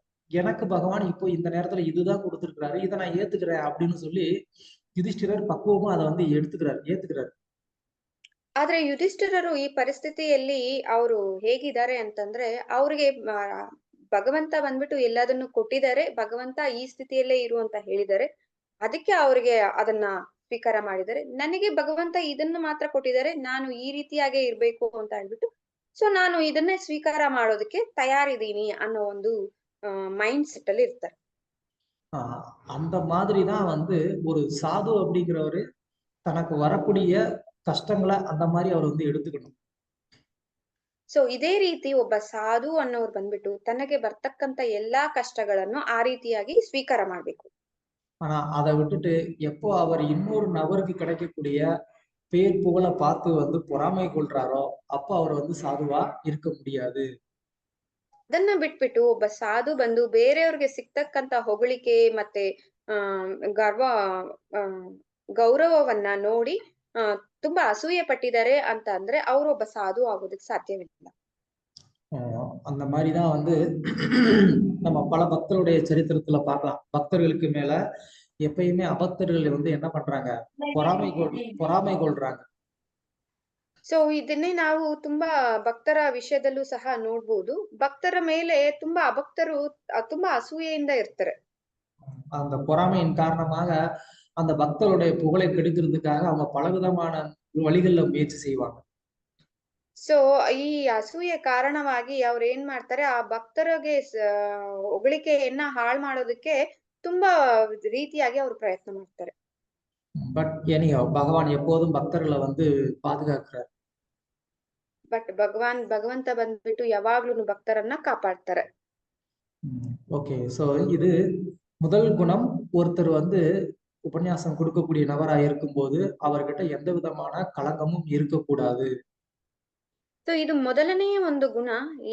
ಉಪನ್ಯಾಸಕರು ಬಂದು ಉಪನ್ಯಾಸ ಕೊಡ್ತಕ್ಕಂಥವ್ರಲ್ಲಿ ಈ ತರ ಯಾವುದೇ ರೀತಿಯಾದಂತ ಒಂದು ಕಳಂಕವಿರಬಾರ್ದು ಅಂತ. அடுத்த ஒரு குணம் என்ன அப்படின்னு சொன்னா, அவர் நம்மளுடைய ஆன்மீக வாழ்க்கைக்கு தேவையான ஞானத்தை கொடுக்கக்கூடிய சாஸ்திரங்கள் எல்லாத்தையுமே வந்து நல்லா கற்றறிந்து, அதாவது படிச்சு தேர்ச்சி அடைஞ்சிருக்கிறார். ಸೊ ಎರಡನೇ ಗುಣ ಏನು ಅಂತಂದ್ರೆ, ನಮಗೆ ಆಧ್ಯಾತ್ಮಿಕ ಜೀವನವನ್ನ ನಡೆಸ್ಲಿಕ್ಕೆ ಶಾಸ್ತ್ರಗಳಲ್ಲಿ ಏನೇನೆಲ್ಲ ಹೇಳಿದೆ ಅದನ್ನೆಲ್ಲ ಚೆನ್ನಾಗಿ ಕಲ್ತು ಅರ್ಥ ಮಾಡ್ಕೊಂಡಿರ್ಬೇಕಾಗಿದೆ. அதனாலதான் இங்க வந்து சூத கோஸ்வாமிய தேர்ந்தெடுத்ததற்கான ஒரு நோக்கம் என்ன அப்படின்னு சொன்னா, அவங்கள ಆನ್ಮೀக வாழ்க்கையில வழி நடத்தக்கூடிய அந்த சாஸ்திரங்கள் அவருக்கு நல்லா தெரிஞ்சிருக்கு. ಸೊ ಇದರಿಂದ ಸೂತ ಗೋಸ್ವಾಮಿಯನ್ನ ಇಲ್ಲಿ ಆಯ್ಕೆ ಮಾಡೋದಕ್ಕೆ ಮುಖ್ಯವಾದಂತ ಒಂದು ಕಾರಣವೇನಂತಂದ್ರೆ, ಅವ್ರಿಗೆ ಆಧ್ಯಾತ್ಮಿಕ ಜೀವನದಲ್ಲಿ ಯಾವ ರೀತಿಯಾಗಿ ಶಾಸ್ತ್ರಗಳನ್ನ ಹೇಳಿರೋದನ್ನ ಅನುಸರಿಸ್ಬೇಕು ಅನ್ನೋ ವಿಷಯ ಅವರಿಗೆ ಚೆನ್ನಾಗಿ ಗೊತ್ತಿದೆ. ஸோ நமக்கு பொதுவா வந்து 18 புராணங்கள் இருக்கு. ನಮಗೆ ಬಂದ್ಬಿಟ್ಟು 18 ಪುರಾಣಗಳಿದೆ. அந்த 18 புராணங்களையும் தவிர்த்து உப புராணங்கள்னு இருக்கு. ಆ 18 ಪುರಾಣಗಳನ್ನ ಬಿಟ್ಟು ಉಪ ಪುರಾಣಗಳು ಸಹ ಇದೆ. அதைக்கும் தாண்டி வந்து பகவானை வந்து வழிபாடு செய்வதற்கான ஆகம சாஸ்திரங்கள்னு இருக்கு. ಅದನ್ನು ಬಿಟ್ಟು ನಾವು ಭಗವಂತನನ್ನ ಹೇಗೆ ಪೂಜೆ ಮಾಡ್ಬೇಕು ಅಂತ ಆಗಮ ಶಾಸ್ತ್ರವೂ ಇದೆ. அதையும் விட்டு தர்மசாஸ்திரங்கள்னு இருக்கு, அது வேற. So ಅದನ್ನ ಬಿಟ್ಟು ಧರ್ಮಶಾಸ್ತ್ರಗಳು ಅಂತ ಇದೆ, ಅದು ಬೇರೆ. தர்மசாஸ்திரங்கள் அப்படிங்கிறது ரிஷி முனிகள் நம்ம வாழ்க்கையில அன்றாடம் கடைபிடிக்க வேண்டிய ஒரு தர்மங்களை சொல்லக்கூடியது தர்மசாஸ்திரம். ಧರ್ಮಶಾಸ್ತ್ರ ಅಂತ ಅಂದ್ರೆ ಋಷಿ ಮುನಿಗಳು ನಮ್ಮ ಜೀವನದಲ್ಲಿ ನಾವು ಖಂಡಿತವಾಗ್ಲಿ ಹೇಗೆ ಫಾಲೋ ಮಾಡ್ಬೇಕು ಅನ್ನೋದನ್ನ ಹೇಳ್ಕೊಡ್ತಕ್ಕಂಥದ್ದು ಧರ್ಮಶಾಸ್ತ್ರ. அப்போ இந்த தர்மசாஸ்திரமா இருக்கட்டும், இல்ல புராணங்களா இருக்கட்டும், இல்ல இதிகாசங்கள்னு இருக்கு, இந்த இதிகாசங்களா இருக்கட்டும், இது எல்லாத்துலயுமே வந்துட்டு சூத கோஸ்வாமி வந்து கம்ப்ளீட்டா வந்து ஒரு நாலேஜ் வந்து அவருக்கு இருக்கு. ಸೊ ಇದರಿಂದ ಪುರಾಣಗಳಾಗ್ಲಿ, ಇತಿಹಾಸಗಳಾಗ್ಲಿ, ಧರ್ಮಶಾಸ್ತ್ರಗಳಾಗ್ಲಿ ಎಲ್ಲದರಲ್ಲೂ ಸಹ ಸೂತ ಗೋಸ್ವಾಮಿಗಳಿಗೆ ಬಂದು ಕಂಪ್ಲೀಟ್ ನಾಲೆಡ್ಜ್ ಇದೆ ಅವ್ರಿಗೆ. இந்த சாஸ்திரங்கள் அனைத்துமே ஓரளவு, அதாவது நல்லாவே யாருக்கு தெரிஞ்சிருக்கோ அவங்களாலதான் வந்து என்ன பண்ண முடியும், அந்த சாஸ்திரங்கள்ல ஒரு கருத்தை வந்து நல்லா நமக்கு புரியுற மாதிரி வந்து தெளிவா எடுத்து சொல்ல முடியும். ಈ ಶಾಸ್ತ್ರಗಳನ್ನ ಎಲ್ಲದನ್ನು ಗೊತ್ತಿರ್ತಕ್ಕಂತ ಒಬ್ಬ ವ್ಯಕ್ತಿ ಕೈಯಲ್ಲಿ ಮಾತ್ರ ಯಾವುದೇ ಒಂದು ವಿಷಯವನ್ನ ನಮಗೆ ಅರ್ಥ ಆಗೋ ರೀತಿಯಾಗಿ ಅದನ್ನ ಹೇಳೋದಕ್ಕೆ ಸಾಧ್ಯ ಆಗುತ್ತೆ. இல்ல அப்படின்னு சொன்னா சாஸ்திரத்துல ஒரு கருத்து ஒரு இடத்துல ஒரு மாதிரி சொல்லியிருப்பாங்க, இன்னொரு இடத்துல இன்னொரு கருத்து வேற மாதிரி சொல்லியிருப்பாங்க. ಇಲ್ಲ ಅಂತಂದ್ರೆ ಶಾಸ್ತ್ರಗಳಲ್ಲಿ ಏನ್ ಮಾಡ್ತಾರೆ, ಒಂದು ವಿಷಯವನ್ನ ಒಂದು ಕಡೆ ಒಂದು ರೀತಿಯಾಗಿ ಹೇಳಿರ್ತಾರೆ, ಅದೇ ವಿಷಯವನ್ನ ಇನ್ನೊಂದು ಕಡೆ ಇನ್ನೊಂದು ರೀತಿಯಾಗಿ ಹೇಳಿರ್ತಾರೆ. அப்ப அந்த ரெண்டையுமே எப்படி சமன்வயப்படுத்தி நம்ம வந்து புரிஞ்சுக்கிறது அப்படிங்கிறது நமக்கு தெரியாது. ಸೊ ಆಗ ನಮ್ಗೆ ಈ ಎರಡು ಕಡೆ ಹೇಳಿರ್ತಕ್ಕಂತ ಅರ್ಥವನ್ನ ನಾವು ಹೇಗೆ ಅದನ್ನ ಸಮಾನವಾಗಿ ಅರ್ಥ ಮಾಡ್ಕೊಳ್ಳೋದು ಅನ್ನೋ ವಿಷಯ ನಮಗೆ ಗೊತ್ತಿರುವುದಿಲ್ಲ. இப்போ உதாரணத்துக்கு ஒரு சாஸ்திரத்துல சொல்லியிருக்கு, பித்ரு காரியம் செய்ய முடியாத ஒரு நபர் என்ன பண்ணலாம், கைகளை உயர்த்தி வந்து இந்த மாதிரி என்னால பித்ரு காரியம் வந்து பண்ண முடியாத ஒரு நிலைமையில இருக்கிறேன், ஓ பித்திருக்களே என்னைய மன்னிச்சிருங்க அப்படின்னு சொன்னா போதும்.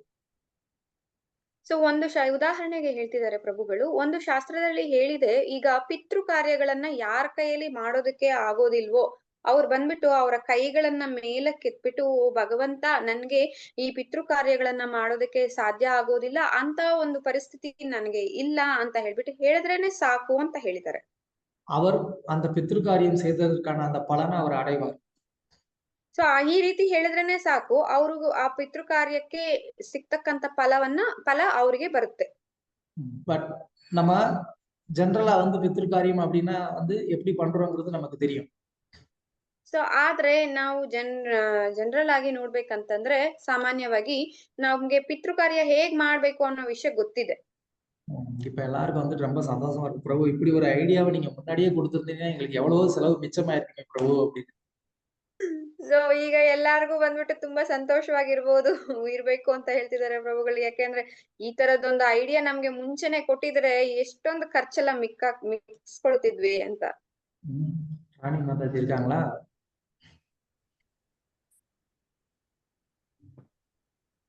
இல்லையா? ಇಲ್ಲ ಪ್ರಭು. Okay. இருக்காங்க பிரபு. రాణి మాతాజీ హరే కృష్ణ ప్రభు. మంచి ఐడియా కదా. అవును ప్రభు, మీరు లేట్ గా చెప్తా ఉన్నారు ప్రభు, అంత ఖర్చు చేపించినాక ఇంక మిగతా బ్యాలెన్స్ ఉండేదని ఖర్చు చేసే పని లేదు. அதுக்கு சரி, இப்போ இந்த இன்னொரு சாஸ்திரத்துல வந்து என்ன சொல்லியிருக்கு, பித்ரு காரியம்னா இந்த மாதிரி ஒரு தர்ப்பண காரியங்கள் ஒரு பிராமணர் மூலமா ஒரு நதிக்கு போய் ஒரு சின்ன ஒரு யாகம் பண்ணி அதுல வந்து நம்ம கொடுக்கணும்னு சொல்லியிருக்கு. ಇನ್ನೊಂದು ಶಾಸ್ತ್ರದಲ್ಲಿ ಏನ್ ಹೇಳ್ತಾರೆ ಅಂತಂದ್ರೆ, ಪಿತೃ ಕಾರ್ಯವನ್ನ ಒಬ್ಬ ಬ್ರಾಹ್ಮಣರನ್ನ ಕರ್ಕೊಂಡ್ ಬಂದು ನದಿ ತೀರದಲ್ಲಿ ಹೋಗಿ ಅಲ್ಲಿ ನಾವು ಒಂದು ಚಿಕ್ಕದಾಗಿ ಒಂದು ಯಾಗವನ್ನ ಮಾಡಿ ಅಲ್ಲಿ ತರ್ಪಣವನ್ನ ಬಿಡ್ಬೇಕು ಅಂತ ಹೇಳಲ್ಪಟ್ಟಿದೆ. இப்போ ரெண்டு இடத்துல ரெண்டு விதமா வந்து சொல்லியிருக்கு. ಈಗ ಎರಡು ಸ್ಥಳದಲ್ಲಿ ಎರಡು ರೀತಿಯಾಗಿ ಹೇಳಲ್ಪಟ್ಟಿದೆ. நம்ம வந்து நமக்கு எது ஈஸியா இருக்கோ அதை நம்ம எடுத்துப்போம், இதுதாங்க கரெக்ட், இதுதான் ஃபாலோ பண்ணணும் அப்படின்னு சொல்லி. ಸೊ ನಾವೇನ್ ಮಾಡ್ತೀವಿ, ನಮ್ಗೆ ಯಾವ್ದು ಸುಲಭವಾಗಿದೆಯೋ ಆ ಮಾರ್ಗವನ್ನ ನಾವು ಆಯ್ಕೆ ಮಾಡ್ಕೊಳ್ತೀವಿ, ಇದು ಕರೆಕ್ಟ್, ನಾವು ಹೀಗೆ ಮಾಡ್ತೀವಿ. இப்போ நீங்க வந்து என்கிட்ட கேக்குறீங்க, பிரபு இந்த ரெண்டு இது வந்து வேற வேற இருக்கு, இதுல நாம வந்து எது கடைப்பிடிக்கணும் அப்படின்னு. ಸೊ ಈಗ ಪ್ರಭುಗಳ ಹತ್ರ ನಾವು ಕ್ವಶನ್ ಮಾಡಿ ಕೇಳ್ತೀವಿ, ಪ್ರಭು ಈ ಎರಡು ವಿಧಗಳು ಬಂದ್ಬಿಟ್ಟು ಬೇರೆ ಬೇರೆ ರೀತಿಯಾಗಿದೆ, ಅದರಿಂದ ನಾವು ಇದ್ರಲ್ಲಿ ಯಾವ್ದನ್ನ ಆಯ್ಕೆ ಮಾಡ್ಬೇಕು ಅಂತ. எனக்கு இந்த ரெண்டை பத்தியுமே தெரியாது. ಪ್ರಭುಗಳಿಗೆ ಇದು ಎರಡರ ಬಗ್ಗೆನೂ ಗೊತ್ತಿಲ್ಲ. நான் என்ன சொல்லுவேன், எனக்கு தெரியாதுன்னு சொன்னா நல்லா இருக்காது. ಸೊ ಅವ್ರು ಏನ್ ಹೇಳ್ತಾರೆ, ನಂಗೆ ಗೊತ್ತಿಲ್ಲ ಅಂತ ಹೇಳಿದ್ರೆ ಚೆನ್ನಾಗಿರೋದಿಲ್ಲ.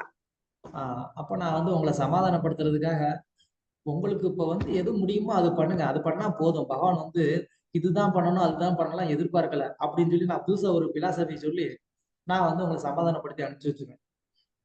ಸೊ ಆಗ ನಿಮ್ಮನ್ನ ಸಮಾಧಾನ ಮಾಡೋದಕ್ಕೋಸ್ಕರ ಏನ್ ಹೇಳ್ಬೋದು ಅಂತಂದ್ರೆ, ನೀವು ನಿಮ್ಗೆ ಯಾವ್ದು ಅನುಕೂಲವಾಗಿದೆಯೋ ಅದನ್ನ ಮಾಡಿ, ಭಗವಂತ ಎಲ್ಲಾದ್ರಲ್ಲೂ ತೃಪ್ತಿ ಪಡ್ತಾರೆ ಅಂತ ಹೇಳ್ಬಿಟ್ಟು ಅವರು ಅದಕ್ಕೆ ಸಮಾಧಾನವನ್ನ ಹೇಳ್ಬಿಟ್ಟು ಬೇರೆ ಇನ್ನೊಂದು ಹೊಸದಾದಂತ ಒಂದು ಫಿಲಾಸಫಿಯನ್ನ ಅಲ್ಲಿ ಸೃಷ್ಟಿಯಾಗುತ್ತೆ.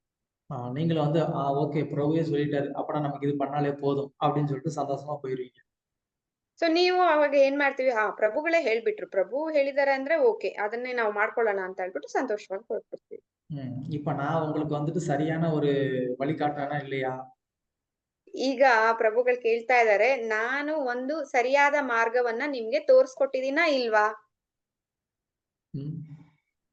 சொல்லுங்க. ಇಲ್ಲ அப்படி ಪ್ರಭು. நான் பண்ணேன்னா அது கரெக்டா இல்லையா? ಇಲ್ಲ ಪ್ರಭು. அதான் என்னை ஃபாலோ பண்ணாதீங்கிறேன். ஓகே. ஸோ ஒரு புராணம் சொல்லக்கூடிய நபர் வந்து இந்த ஒரு கிளாரிட்டி அவருக்கு இருக்கணும். அப்பனாதான் வந்து இப்போ இந்த ரெண்டையும் எப்படி எடுத்துக்கணுங்கிறது அப்பனாதான் அவருக்கு வந்து சொல்ல முடியும். ಸೊ ಈ ಪುರಾಣಗಳನ್ನ ಯಾವ ರೀತಿ ಹೇಳ್ಬೇಕು ಅಂತ ಅವರಿಗೆ ಒಂದು ಕ್ಲಾರಿಟಿ ಇರ್ಬೇಕು. ಅವಾಗ್ಲೇ ಅವರು ಈ ಎರಡರಲ್ಲಿ ಯಾವುದು ಹೇಗೆ ಹೇಳ್ಬೇಕು ಅನ್ನೋ ಒಂದು ವಿಷಯ ಅವರಿಗೆ ಗೊತ್ತಿರುತ್ತೆ. ஸோ சாஸ்திரங்கள்ல இந்த ரெண்டுமே சொல்லியிருக்கு. ஆனா அந்த ரெண்டுமே எந்த சூழ்நிலையில யாருக்காக சொல்லப்பட்டிருக்குன்னு நம்ம வந்து தெரிஞ்சுக்கணும். ಸೊ ಶಾಸ್ತ್ರಗಳಲ್ಲಿ ಈ ಎರಡು ಮಾರ್ಗಗಳನ್ನ ಹೇಳಿದರೆ, ಆ ಎರಡು ಮಾರ್ಗಗಳನ್ನ ಸಹ ಯಾರಿಗೆ ಯಾವ ಪರಿಸ್ಥಿತಿಯಲ್ಲಿ ಹೇಳಲ್ಪಟ್ಟಿದೆ ಅನ್ನೋದನ್ನ ನಾವು ಫಸ್ಟ್ ತಿಳ್ಕೊಳ್ಬೇಕು. இப்ப யாரோ ஒருத்தர் எங்கேயோ ஒரு ஒரு ஒரு வெளி தேசத்துக்கு போயிட்டாரு.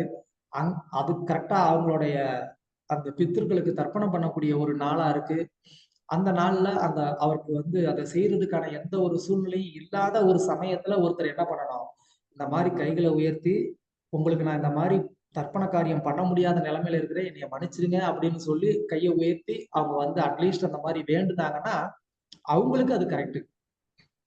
ಸೊ ಈಗ ಒಬ್ಬ ವ್ಯಕ್ತಿ ಬಂದು ಎಲ್ಲೋ ಹೊರಗಡೆ ದೇಶಕ್ಕೆ ಹೋಗ್ಬಿಟ್ಟಿದ್ದಾರೆ, ಅವರ ಪರಿಸ್ಥಿತಿ ತುಂಬಾ ಅನುಕೂಲವಾಗಿಲ್ಲ ಪಿತೃ ಕಾರ್ಯಗಳನ್ನ ಮಾಡೋದಕ್ಕೆ, ಅಲ್ಲಿ ಅವರಿಗೆ ಬೇರೆ ಯಾವುದೇ ರೀತಿಯಾದಂತ ಒಂದು ಆಪ್ಷನ್ ಇಲ್ಲ ಮಾಡೋದಕ್ಕೆ.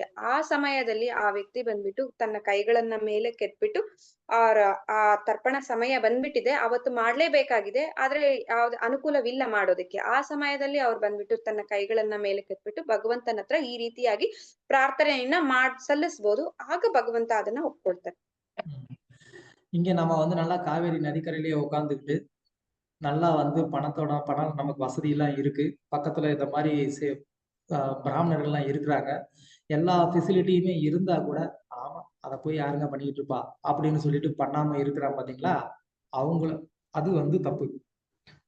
ಸೊ ಈಗ ಇನ್ನೊಂದು ಬಂದು, ನಾವು ಕಾವೇರಿ ನದಿ ತೀರದಲ್ಲೇ ಇದೀವಿ, ಬ್ರಾಹ್ಮಣರು ಇದಾರೆ, ನಮ್ಮ ಹತ್ರ ದುಡ್ಡಿನ ಕಾಸುಗೆ ಕೊರತೆ ಏನು ಇಲ್ಲ, ಆದ್ರೂ ಸಹ ಇದನ್ನೆಲ್ಲ ಯಾರ್ ಮಾಡ್ತಾರೆ ಪ್ರತಿ ವರ್ಷ ಅಂತ ಹೇಳ್ಬಿಟ್ಟು ಸುಮ್ನೆ ಇರ್ತೀವಲ್ವಾ, ಅವಾಗ ಅದು ಪಾಪವಾಗುತ್ತೆ.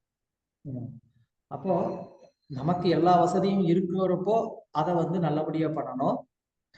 ಆಗ ನಮ್ಗೆ ಎಲ್ಲಾ ಸೌಕರ್ಯಗಳು ಇರ್ಬೇಕಾದ್ರೆ ನಾವು ಅದನ್ನ ಚೆನ್ನಾಗಿ ಮಾಡ್ಬೇಕು. எந்த விதமான ஒரு வசதியும் இல்ல, ஒரு சூழ்நிலையே இல்லங்கிற சமயத்துல அதுக்கேத்த மாதிரி சிம்பிளா பண்ணலாம். ಈ ರೀತಿಯಾಗಿ ಸೌಕರ್ಯಗಳೇ ಇಲ್ಲ, ಆ ರೀತಿಯಾದಂತ ಒಂದು ಪರಿಸ್ಥಿತಿನೇ ಇಲ್ಲ ಅನ್ನೋ ಸಮಯದಲ್ಲಿ ಸಿಂಪಲ್ ಆಗಿ ಮಾಡ್ಬೋದು. இந்த மாதிரி வந்து தர்ம பிரகாரம் நமக்கு வந்துட்டு நிறைய சந்தேகங்கள் வரலாம். ಈ ರೀತಿಯಾಗಿ ಧರ್ಮ ಪ್ರಕಾರವಾಗಿ ನಮ್ಗೆ ತುಂಬಾ ರೀತಿಯಾದಂತ ಸಂದೇಹಗಳು ಬರ್ಬೋದು. இல்ல ஒரு தத்துவ ரீதியாகவும் நமக்கு நிறைய சந்தேகங்கள் வரலாம். ಇಲ್ಲ ಅಂತಂದ್ರೆ ತತ್ವಕ್ಕೆ ಸಂಬಂಧಪಟ್ಟಂತಾಗಿ ನಮ್ಗೆ ತುಂಬಾ ಸಂದೇಹಗಳು ಬರ್ಬೋದು. பகவானே வந்து தன் பகவத்கீதையில வந்து சொல்றாரு, கிருஷ்ணர் சர்வ தர்மான் பரித்யஜ எல்லா தர்மத்தையும் விட்டுரு அப்படிங்கிறாரு. ಸೊ ಭಗವಂತ ಬಂದು ಭಗವದ್ಗೀತೆಯಲ್ಲೇ ಹೇಳ್ತಾ ಇದ್ದಾರೆ ಏನಂತ ಹೇಳ್ಬಿಟ್ಟು ಸರ್ವಧರ್ಮಾನ್ ಪರಿತ್ಯಜ ಅಂತ, ಎಲ್ಲ ಧರ್ಮಗಳನ್ನು ಬಿಟ್ಬಿಡು ಅಂತ ಹೇಳ್ಬಿಟ್ಟು. அப்புறம் பகவான் தான் எல்லா தர்ம சாஸ்திரத்தையும் கொடுத்து இந்த தர்மம் எல்லாம் கடைபிடிக்கணும். தஸ்மாத் சாஸ்திரம் பிரமாணத்தை காரிய அவஸ்திதம்னு பகவத்கீதையில அவரே சொல்றாரு. எந்த காரியம் பண்ணாலும் சாஸ்திர பிரகாரம் பண்ணணும், தர்மமா இருந்தாலும் சாஸ்திர பிரகாரம் பண்ணணும்னு அவர் தான் சொல்றாரு. ಮತ್ತೆ ಇನ್ನೊಂದು ಕಡೆ ಭಗವದ್ಗೀತೆಯಲ್ಲಿ ಭಗವಂತನೇ ಹೇಳ್ತಾ ಇದ್ದಾರೆ ಎಲ್ಲಾ ಧರ್ಮಗಳನ್ನ ಮಾಡ್ಬೇಕು, ಆ ಧರ್ಮಗಳು ಶಾಸ್ತ್ರ ಪ್ರಕಾರವಾಗಿ ಮಾಡ್ಬೇಕು ಅಂತ ಹೇಳ್ಬಿಟ್ಟು. இப்ப என்ன பண்றது, பகவானே தர்மத்தை கடைபிடிக்கிறாரு, இன்னொரு பக்கம் தர்மத்தை கடைபிடிக்காதங்கிறாரு, என்னதான் சொல்ல வர்றாரு. ಸೊ ಈಗ ಏನ್ ಮಾಡೋದು, ಭಗವಂತ ಒಂದ್ ಕಡೆ ಹೇಳ್ತಾ ಇದ್ದಾರೆ ಧರ್ಮಶಾಸ್ತ್ರವನ್ನ ಫಾಲೋ ಮಾಡಿ ಅಂತ ಹೇಳ್ಬಿಟ್ಟು, ಇನ್ನೊಂದ್ಸಲ ಹೇಳ್ತಾ ಇದ್ದಾರೆ ಎಲ್ಲಾ ಧರ್ಮಗಳನ್ನ ತ್ಯಜಿಸಿ ಅಂತ ಹೇಳ್ಬಿಟ್ಟು. ಹಾಗಾದ್ರೆ ನಾವು ಏನ್ ಮಾಡೋದು? இப்ப பகவான் சொல்றத எதை நம்ம கடைபிடிக்கணும்? ಸೊ ಈಗ ಭಗವಂತ ಹೇಳ್ತಿರ್ತಕ್ಕಂಥ ಈ ಎರಡು ವಿಷಯಗಳಲ್ಲಿ ಯಾವ್ದನ್ನ ನಾವು ಫಾಲೋ ಮಾಡ್ಬೇಕು? சொல்லுங்க. தர்மத்தை கடைபிடிக்காம விட்டுறதா நமக்கு நல்லா இருக்கும் இல்லையா? ಪ್ರಭುಗಳು ಕೇಳ್ತಾ ಇದಾರೆ, ಹೇಳಿ ಧರ್ಮವನ್ನ ಫಾಲೋ ಮಾಡದೆ ಬಿಟ್ಬಿಡೋದೇ ನಮ್ಗೆ ಒಳ್ಳೇದಲ್ವಾ ಅಂತ ಹೇಳ್ಬಿಟ್ಟು. தர்மத்தை கடைபிடிக்கணுமா சரணாகதி பண்ணணுமா, எது பெஸ்ட்? ಸೊ ಧರ್ಮವನ್ನ ಫಾಲೋ ಮಾಡ್ಬೇಕಾ ಶರಣಾಗತಿ ಮಾಡ್ಬೇಕಾ, ಯಾವ್ದು ಇದ್ರಲ್ಲಿ ಉತ್ತಮವಾದಂತದ್ದು ಅಂತ ಕೇಳ್ತಿದ್ದಾರೆ ಪ್ರಭು. சொல்லுங்க ಯಾರಾದ್ರೂ ಹೇಳಿ. ನಮ್ಮ ಧರ್ಮ ಬಂದ್ಬಿಟ್ಟು ಶರಣಾಗತಿ ಆಗೋದೇ ಪ್ರಭು, ಅದಕ್ಕೆ ಶರಣಾಗತಿ ಆದ್ರೆ ಧರ್ಮ ಫಾಲೋ ಮಾಡ್ದಂಗೆ ಪ್ರಭು. Very good. நம்ம ஜீவாத்மாவுடைய தர்மமே சரணாகதி ஆகுறதுதான். ಸೊ ಈಗ ಮಾತಾಜಿ ಹೇಳ್ದಂಗೆ ನಮ್ಮ ಧರ್ಮ ಬಂದು ಜೀವಾತ್ಮ ಧರ್ಮ ಬಂದ್ಬಿಟ್ಟು ಶರಣಾಗತಿ ಆಗೋದು ಮಾತ್ರ. அந்த சரணாகதி பண்ண முடியாதவங்களுக்கு என்ன பண்ணணும், இந்த லௌகிக தர்மத்தை அவங்க கடைபிடிக்கணும். ಸೊ ಈ ಶರಣಾಗತಿ ಮಾಡದೆ ಇರ್ತಕ್ಕಂಥವ್ರಿಗೆ ಏನ್ ಮಾಡ್ಬೇಕು, ಈ ಲೌಕಿಕ ಧರ್ಮವನ್ನ ಕೊಡ್ಬೇಕು. சோ இந்த மாதிரி சாஸ்திரங்களை சமன்வயம் பண்றது அப்படிங்கிறது ஒருத்தருக்கு தெரியும். ಸೊ ಈ ರೀತಿಯಾಗಿ ಶಾಸ್ತ್ರಗಳನ್ನ ಸಮಾನವಾಗಿ ನೋಡೋದು ಹೇಗೆ ಅನ್ನೋ ವಿಷಯ ಒಬ್ಬರಿಗೆ ಗೊತ್ತಿರ್ಬೇಕು. அதுக்கு இந்த மாதிரி பலவிதமான சாஸ்திரங்களை முறைப்படி கற்று அவர் தேர்ச்சி அடைஞ்சிருந்தாதான் அவருக்கு என்ன பண்ண முடியும், ஒவ்வொரு சாஸ்திரங்கள்லயும் சொல்லியிருக்கக்கூடிய அந்த வேறுபட்ட கருத்துக்களை சமன்வயப்படுத்தி அவருக்கு சொல்ல முடியும். ಸೊ ಈ ರೀತಿಯಾಗಿ ಶಾಸ್ತ್ರಗಳನ್ನ ಚೆನ್ನಾಗಿ ಓದಿ ಅರ್ಥ ಮಾಡ್ಕೊಂಡಿರ್ತಕ್ಕಂಥ ಒಬ್ಬ ವ್ಯಕ್ತಿ ಕೈಯಲ್ಲಿ ಮಾತ್ರನೇ ಒಂದೊಂದು ಕಡೆ ಒಂದೊಂದು ರೀತಿಯಾಗಿ ಹೇಳಲ್ಪಟ್ಟಿರ್ತಕ್ಕಂಥ ವಿಷಯಗಳನ್ನ ಅವರು ಸಮಾನವಾಗಿ ತಗೊಂಡ್ ಬಂದು ಅದರಲ್ಲಿ ಸಮಾನವಯವನ್ನ ಮಾಡಿ ಹೇಳೋದಕ್ಕೆ ಸಾಧ್ಯ ಆಗುತ್ತೆ, ಅರ್ಥ ಮಾಡಿಸೋದಕ್ಕೆ ಸಾಧ್ಯ ಆಗುತ್ತೆ. அதுக்கப்புறமா அந்த சாஸ்திரங்களை நம்மளுடைய அன்றாட வாழ்க்கையில டே டு டே லைஃப்ல எப்படி கடைபிடிக்கிறதுங்கிறதையும் அவங்களால சொல்லி கொடுக்க முடியும். ಸೊ ಅವಾಗ ಮಾತ್ರ ಆ ವ್ಯಕ್ತಿ ಕೈಯಲ್ಲಿ ನಾವು ಪ್ರತಿನಿತ್ಯ ಈ ಶಾಸ್ತ್ರಗಳನ್ನ ಹೇಗೆ ಫಾಲೋ ಮಾಡೋದು ನಮ್ಮ ಜೀವನದಲ್ಲಿ ಅನ್ನೋದನ್ನ ಕಲಿಸ್ಕೊಡೋದಕ್ಕೆ ಸಾಧ್ಯವಾಗುತ್ತೆ. இல்ல அப்படின்னு சொன்னா நமக்கு அத டே டு டே லைஃப்ல எப்படி ஃபாலோ பண்றது அப்படிங்கிறது நமக்கு தெரியாது. ಸೊ ಇಲ್ಲ ಅಂತ ಅಂದ್ರೆ ಇದು ಪ್ರತಿನಿತ್ಯ ನಮ್ಮ ಜೀವನದಲ್ಲಿ ಹೇಗೆ ಇದನ್ನ ಅನುಸರಿಸಬೇಕು ಅನ್ನೋ ವಿಷಯ ನಮ್ಗೆ ಗೊತ್ತಿರೋದಿಲ್ಲ. இப்போ உதாரணத்துக்கு கிரகஸ்தர்கள் அப்படின்னு சொன்னா பஞ்சமகா யஜ்ஞம் தினமும் அவங்க பண்ணணும். ಈಗ ಉದಾಹರಣೆಗೆ ಗೃಹಸ್ಥರು ಅಂತ ಅಂದ್ರೆ ಅವರು ಪಂಚಮಹಾ ಯಜ್ಞವನ್ನ ಪ್ರತಿನಿತ್ಯ ಮಾಡ್ಬೇಕು. அந்த பஞ்சமகா யஜ்ஞம் தினமும் நம்ம பண்றோமா? ಸೊ ಈ ಪಂಚಮಹಾ ಯಜ್ಞವನ್ನ ಪ್ರತಿನಿತ್ಯ ನಾವು ಮಾಡ್ತಾ ಇದೀವಾ? சொல்லுங்க, யார் பண்றீங்க? ಹೇಳಿ, ಯಾರ್ ಮಾಡ್ತಾ ಇದ್ದೀರಾ? பஞ்சமகா யஜ்ஞம்னா என்னன்னு எங்களுக்கு தெரியாது பிரபு. ಪಂಚಮಹಾ ಯಜ್ಞ ಅಂತಂದ್ರೆ ಏನು ಅಂತಾನೆ ಗೊತ್ತಿಲ್ಲ ಪ್ರಭು. அப்படித்தானே? ಅದನ್ನೇ ಹೇಳೋದಕ್ ಬರ್ತಾ ಇದ್ದೀರಾ? ಹೇಳಿ, சொல்லுங்க. ಸಮಾಧಾನ ನೋ? சொல்லுங்க, யாராவது ஃபாலோ பண்றீங்களா, பண்ணலையா? ಹೇಳಿ, ಯಾರಾದ್ರೂ ಫಾಲೋ ಮಾಡ್ತಿದ್ದೀರಾ, ಮಾಡ್ತಾ ಇಲ್ವಾ ಅಂತ.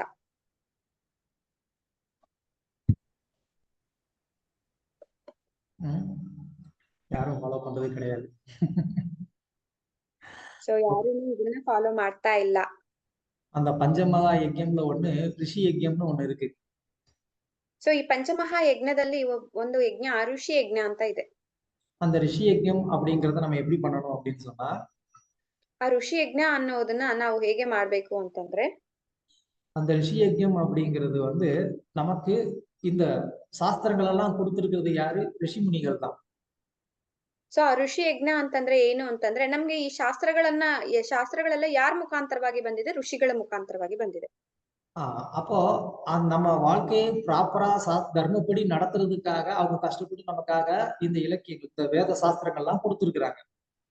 ಸೊ ನಮ್ಮ ಜೀವನವನ್ನ ಧರ್ಮ ರೀತಿಯಾಗಿ ನಡೆಸೋದಕ್ಕೋಸ್ಕರ ಅವರು ಏನ್ ಮಾಡಿದ್ದಾರೆ? ತುಂಬಾ ಕಷ್ಟಪಟ್ಟು ಈ ಶಾಸ್ತ್ರಗಳನ್ನ ನಮ್ಗೆ ಕೊಟ್ಟಿದ್ದಾರೆ. அப்ப அவங்களுக்கு நன்றி கடன் செலுத்துற விதமா நம்ம என்ன பண்ணணும்? ಆಗ ಅವ್ರಿಗೆ ನಾವು ಕೃತಜ್ಞತೆಯನ್ನ ಸಲ್ಲಿಸೋದಕ್ಕೆ ಏನ್ ಮಾಡ್ಬೇಕು? அந்த சாஸ்திரங்களெல்லாம் நம்ம வந்து படிக்கணும். ಆ ಶಾಸ್ತ್ರಗಳನ್ನ ನಾವೆಲ್ಲ ಓದ್ಬೇಕು. நமக்கு ரிஷி யஜ்ஞம் அப்படின்னு சொன்னா பிரபுபாதோடைய புஸ்தகத்தை படிக்கிறது தான் நமக்கு ரிஷி யஜ்ஞம். ಸೊ ನಮಗೆ ಋಷಿ ಯಜ್ಞ ಯಾವುದು ಅಂತ ಅಂದ್ರೆ ಶ್ರೀಲ ಪ್ರಭುಪಾದರು ಬರ್ತಿರ್ತಕ್ಕಂತ ಪುಸ್ತಕಗಳನ್ನ ಓದುದು ನಮಗೆ ಋಷಿ ಯಜ್ಞವಾಗಿದೆ. அப்ப தினமும் பிரபுபாதர் நமக்கு கொடுத்திருக்கிற புஸ்தகங்களை நம்ம படிச்சாதான் நம்ம பிரபுಪಾದருக்கு நன்றி உள்ளவங்களா நம்ம இருக்கிறோம்னு அர்த்தம். ಸೊ ಹಾಗಾದ್ರೆ ಪ್ರತಿನಿತ್ಯ ಪ್ರಭುಪಾದರು ಕೊಟ್ಟಿರ್ತಕ್ಕಂತ ಪುಸ್ತಕವನ್ನ ಓದಿದ್ರೆ ಮಾತ್ರ ನಾವು ಪ್ರಭುಪಾದರಿಗೆ ತುಂಬಾ ಕೃತಜ್ಞತೆಯಾಗಿ ಇದೀವಿ ಅಂತ ಅರ್ಥ. அந்த மாதிரி நம்ம வந்து பிரபுபாதர் புஸ்தகத்தை படிக்கல அப்படின்னு சொன்னா நம்ம ரிஷி யஜ்ஞம் தினமும் பண்ணலன்னு ಅರ್ಥ. ಸೊ ಈ ರೀತಿಯಾಗಿ ನಾವು ಪ್ರಭುಪಾದರ ಪುಸ್ತಕವನ್ನ ಓದ್ಲಿಲ್ಲ ಅಂತ ಅಂದ್ರೆ ನಾವು ಅವರಿಗೆ ಕೃತಜ್ಞತೆಯನ್ನ ಸಲ್ಲಿಸ್ತಿಲ್ಲ ಅಂತ ಅರ್ಥ. ಅದು நமக்கு வந்துட்டு ஒரு பெரிய அபராதமாகும். ಅದು ಬಂದು ನಮ್ಗೆ ದೊಡ್ಡ ಅಪರಾಧವಾಗುತ್ತೆ. பக்தி சித்தாந்த சரஸ்வதி ಠಾಕೂರ್ வந்து சொல்றாரு. ಭಕ್ತಿ ಸಿದ್ಧಾಂತ ಸರಸ್ವತಿ ಠಾಕೂರ್ ಅವರು ಹೇಳ್ತಾರೆ, விதி மார்க்கத்தோடைய ஒரு முக்கியமான ஒரு நியமம் என்ன அப்படின்னு சொன்னா ಭಾಗವತத்தை தினமும் படிக்கிறது. ಸೊ ವಿಧಿ ಪ್ರಕಾರವಾಗಿ ಒಂದು ಮುಖ್ಯವಾದಂತ ಒಂದು ಪ್ರತಿನಿತ್ಯ ಕಾರ್ಯ ಏನು ಅಂತಂದ್ರೆ ಭಾಗವತವನ್ನ ಶ್ರೀಮದ್ ಭಾಗವತವನ್ನ ಪ್ರತಿನಿತ್ಯ ಓದೋದು. அந்த மாதிரி பாகவதம்ங்கிற அந்த கிரந்தத்தை தினமும் வந்து படிச்சாதான் நம்மளால என்ன பண்ண முடியும்? பகவானுடைய சேவைக்கு நம்மளால வர முடியும். ಸೊ ಈ ರೀತಿಯಾಗಿ ಶ್ರೀಮದ್ ಭಾಗವತವನ್ನ ಪ್ರತಿನಿತ್ಯ ಓದಿದ್ರೆ ಮಾತ್ರ ನಾವು ಭಗವಂತನ ಸೇವೆಗೆ ಬರೋದಕ್ಕೆ ಸಾಧ್ಯ ಆಗುತ್ತೆ. அப்படி இல்லாம ஜஸ்ட் நான் ஏதோ வந்து பகவானை பத்தி நான் கேட்டுட்டு நான் அப்படியே வந்து இம்மிடியட்டா பகவானுக்கு மேல எனக்கு வந்து பிரேமை வந்துரும் அப்படின்னு நினைச்சிட்டு இருக்கிறதெல்லாம் சகாஜியம் அப்படின்னு சொன்னா ஒரு ஏமாற்றக்கூடிய ஒரு விதத்துல பக்தி பண்ணக்கூடியது. ಸೊ ಇದನ್ನ ಬಿಟ್ಬಿಟ್ಟು ನಾವು ಕೇಳಿಸ್ಕೊಳ್ತಿದೀವಿ, ಕೇಳಿಸ್ಕೊಂಡ್ರೇನೆ ನಮ್ಗೆ ಭಗವಂತನ ಮೇಲೆ ಭಕ್ತಿ ಬರ್ತಾ ಇದೆ, ಭಗವಂತನ ಹತ್ರ ನಮ್ಗೆ ಅವ್ರ ಮೇಲೆ ಒಂದು ಪ್ರೀತಿ ಬಂದಿದೆ ಅಂತ ಹೇಳ್ಕೊಳ್ಳೋದು ಬಂದ್ಬಿಟ್ಟು ನಮ್ಮನ್ನ ನಾವು ஏமார்ஸ்ಕೊಳ್ತಾ ಇರೋ ಒಂದು ವಿಧಾನ. சோ விதி மார்க்கத்தோட ஒரு முக்கியமான ஒரு ரூல் பாகவதம் படிக்கணும். அதுக்கப்புறமா பாகவதத்துல படிச்ச மாதிரி பகவானுக்கு சேவை பண்ணணும். ಸೊ ವಿಧಿ ಪ್ರಕಾರವಾಗಿ ಒಂದು ರೂಲ್ ಏನು ಅಂತಂದ್ರೆ ಭಾಗವತವನ್ನ ಓದ್ಬೇಕು, ಭಾಗವತದಲ್ಲಿ ಹೇಳಲ್ಪಟ್ಟಿರ್ತಕ್ಕಂತ ಮಾರ್ಗದಲ್ಲೇ ನಾವು ಭಗವಂತನ ಸೇವೆ ಮಾಡ್ಬೇಕು. சோ இந்த விதத்துல வந்து நம்ம வாழ்க்கையில இந்த சாஸ்திரங்கள்ல சொல்லியிருக்கப்பட்டிருக்கக்கூடிய தர்மங்களை டே டு டே லைஃப்ல எப்படி நம்ம ஃபாலோ பண்றது அப்படிங்கிறதையும் ஒருத்தர் கத்துக் கொடுக்கறதுல எக்ஸ்பர்ட்டா இருக்கணும். ಸೊ ಈ ರೀತಿಯಾಗಿ ಭಗವಂತ ಏನ್ ಹೇಳಿದರೆ ಅದನ್ನ ಶಾಸ್ತ್ರಗಳಲ್ಲಿ ಹೇಗೆ ಹೇಳಿದೆ ಅದನ್ನ ಬಂದ್ಬಿಟ್ಟು ಡೇ ಟು ಡೇ ಜೀವನದಲ್ಲಿ ಎಲ್ಲರಿಗೂ ಹೇಳ್ಕೊಡೋದಕ್ಕೆ ಇದ್ರಲ್ಲಿ ಅವ್ರು ಬಂದು ತುಂಬಾ ಉತ್ತೀರ್ಣರಾಗಿರ್ಬೇಕು, ಅವ್ರಿಗೆ ಆ ವಿಷಯ ಚೆನ್ನಾಗಿ ಗೊತ್ತಿರ್ಬೇಕು. அப்படி இல்லைன்னா அந்த ஃபாலோயர்ஸ் அவரால என்ன பண்ண முடியாது? அவங்களுடைய டே டு டே லைஃப்ல வந்துட்டு தர்மப்படி வந்து கைட் பண்றது ரொம்ப ரொம்ப கஷ்டம். ಆದ್ರೆ ಈ ರೀತಿಯಾಗಿ ಇಲ್ಲ ಅಂತಂದ್ರೆ ಒಬ್ಬ ವ್ಯಕ್ತಿಯನ್ನ ಫಾಲೋ ಮಾಡ್ತಿರ್ತಕ್ಕಂತ ಅವ್ರಿಗೆ ಪ್ರತಿನಿತ್ಯ ಜೀವನದಲ್ಲಿ ಯಾವ ರೀತಿಯಾಗಿ ಪ್ರತಿಯೊಂದು ವಿಷಯವನ್ನ ಅವರು ಫಾಲೋ ಮಾಡ್ಬೇಕು ಅಂತ ಹೇಳ್ಕೊಡೋದಕ್ಕೆ ಕಷ್ಟ ಆಗುತ್ತೆ, ಫಾಲೋ ಮಾಡ್ಸೋದಕ್ಕೆ ಕಷ್ಟ ಆಗುತ್ತೆ. இன்னொரு எக்ஸாம்பிள் வந்து சொல்லலாம். கிருஷ்ண பக்தி நம்ம வந்து கேட்கிறோம், நம்ம வந்து இது நல்லா இருக்கு ஃபாலோ பண்ணணும்னு வந்து விரும்புவோம். ಸೊ ಈಗ ಇನ್ನೊಂದು ಉದಾಹರಣೆ ಹೇಳ್ಬೋದು ಏನಂತಂದ್ರೆ ಕೃಷ್ಣ ಭಕ್ತಿ ಚೆನ್ನಾಗಿದೆ, ಅದನ್ನ ನಾವು ಕೇಳಿಸ್ಕೊಳ್ತಾ ಇದೀವಿ, ಇದನ್ನ ಚೆನ್ನಾಗಿ ನಾವು ಫಾಲೋ ಮಾಡ್ಬೇಕು ಅಂತ ಅನುಸರಿಸ್ಬೇಕು ಅಂತ ಅನ್ಕೊಳ್ತೀವಿ. ஸோ நம்ம வந்து இங்க கேட்ட உடனே வீட்டுல போய் என்ன பண்ணுவோம்? இனிமே நான் வந்து அது பண்ண மாட்டேன் இது பண்ண மாட்டேன் அப்படின்னு சொல்லி உடனடியா அவங்க கூட வந்து சண்டை போட ஆரம்பிச்சு. ಸೊ ಇದನ್ನ ಕೇಳಿಸ್ಕೊಂಡು ನಾವು ಹೋಗಿ ಮನೆಯಲ್ಲಿ ಏನ್ ಮಾಡ್ತೀವಿ? ನಾನು ಇದನ್ ಮಾಡೋದಿಲ್ಲ ಅದನ್ನ ಮಾಡೋದಿಲ್ಲ ಅಂತ ಮನೆಯವ್ರ ಜೊತೆಲಿ ಏನು ಜಗಳ ಮಾಡ್ತೀವಿ. அதுக்கப்புறம் வீட்டுல என்ன ஆகும்? ಅನಂತರ ಮನೆಯಲ್ಲಿ ಏನಾಗುತ್ತೆ? நீ இனிமே வந்து அங்க போகவே வேணாம்னு சொல்லி ஸ்டாப் பண்ணிடுவோம். ಸೊ ಅವ್ರು ಹೇಳ್ತಾರೆ ಅಲ್ಲಿ ಹೋಗೋದ್ರಿಂದ ತಾನೇ ಇದೆಲ್ಲ ಬರ್ತಾ ಇದೆ, ನೀನ್ ಅಲ್ಲಿಗೆ ಹೋಗ್ಲೇಬೇಡ, ಮನೆಯಲ್ಲೇ ಇರು ಅಂತ ಸ್ಟಾಪ್ ಮಾಡ್ಬಿಡ್ತಾರೆ. ஸோ அந்த மாதிரி இல்லாம நம்ம கேட்கக்கூடிய விஷயங்களை எப்படி டே டு டே லைஃப்ல யாருக்கு எந்த விதமான ஒரு தொந்தரவும் இல்லாம அதை எப்படி நம்ம வந்து லைஃப்ல அப்ளை பண்றதுங்கிறதையும் ஒருத்தர் வந்து சொல்லி கொடுக்கணும். ಸೊ ಈ ರೀತಿ ಇಲ್ದಿರಾ ನಾವು ಪ್ರತಿನಿತ್ಯ ನಮ್ಮ ಜೀವನದಲ್ಲಿ ಈ ವಿಷಯಗಳನ್ನ ಬೇರೆಯವ್ರಿಗೆ, ಮನೆಯವ್ರಿಗೆ ತೊಂದರೆ ಆಗದೆ ಇರೋ ಯಾವ ರೀತಿಯಾಗಿ ನಾವು ಇದನ್ನ ಫಾಲೋ ಮಾಡ್ಬೋದು, ಅನುಸರಿಸ್ಬೋದು ಅನ್ನೋ ವಿಷಯವನ್ನು ಸಹ ಹೇಳ್ಕೊಡೋದಕ್ಕೆ ಆ ವ್ಯಕ್ತಿಗೆ ಗೊತ್ತಿರ್ಬೇಕು. ஸோ இந்த விதத்துல வந்து சூத கோஸ்வாமி இந்த 3 விஷயங்கள்லையும் அவர் வந்துட்டு ரொம்ப திறமைசாலி. ಸೊ ಈ ರೀತಿಯಾಗಿ ಸೂತ ಗೋಸ್ವಾಮಿ ಬಂದು ಈ 3 ವಿಷಯಗಳಲ್ಲಿ ತುಂಬಾ ತುಂಬಾ ಇಂಟೆಲಿಜೆಂಟ್ ಆಗಿದ್ದಾರೆ, ಟ್ಯಾಲೆಂಟೆಡ್ ಆಗಿದ್ದಾರೆ, ஓகே. புத்திசாலி. அவருக்கு வந்துட்டு 3 குவாலிட்டி இருக்குன்னு பார்த்தோம். சொல்லுங்க, யார் சொல்றீங்க 3? ಅವರಿಗೆ ಬಂದು 3 ಗುಣಗಳಿದೆ ಅಂತ ನಾವು ಹೇಳಿದ್ವಿ. ಯಾರು ಹೇಳ್ತೀರಾ ಈ 3 ಗುಣಗಳನ್ನ? என்னென்ன பார்த்தோம் சொல்லுங்க. ಯಾವ್ಯಾವ್ದನ್ನೆಲ್ಲ ನಾವು ನೋಡಿದ್ವಿ 3 ಗುಣಗಳಲ್ಲಿ? ಹೇಳ್ತೀರಾ ಯಾರಾದ್ರೂ? ಏನು ಎಕ್ಸ್ಪೆಕ್ಟೇಷನ್ ಇರಬಾರ್ದು ಮಾತಾಜಿ, ಅವ್ರ ಸನ್ಮಾನ ಮಾಡ್ಲಿ ನಾವು ಹೇಳೋದಕ್ಕೆ ಆತರ ಅಂತ. ಓಕೆ, ಹರೇ ಕೃಷ್ಣ. வேற யாராவது? ಬೇರೆ ಯಾರಾದ್ರೂ? ஹரே கிருஷ்ணா பிரபு. முதல் குணம் வந்து எல்லா களங்கங்களிலிருந்தும் விடுபட்டவர். 2வது சந்தேகம் இல்லாமல் சாஸ்திரங்களை கற்றவர். 3வது சொல்லிக் கொடுப்பதிலும் திறமையானவர். ஹரே கிருஷ்ண பிரபு.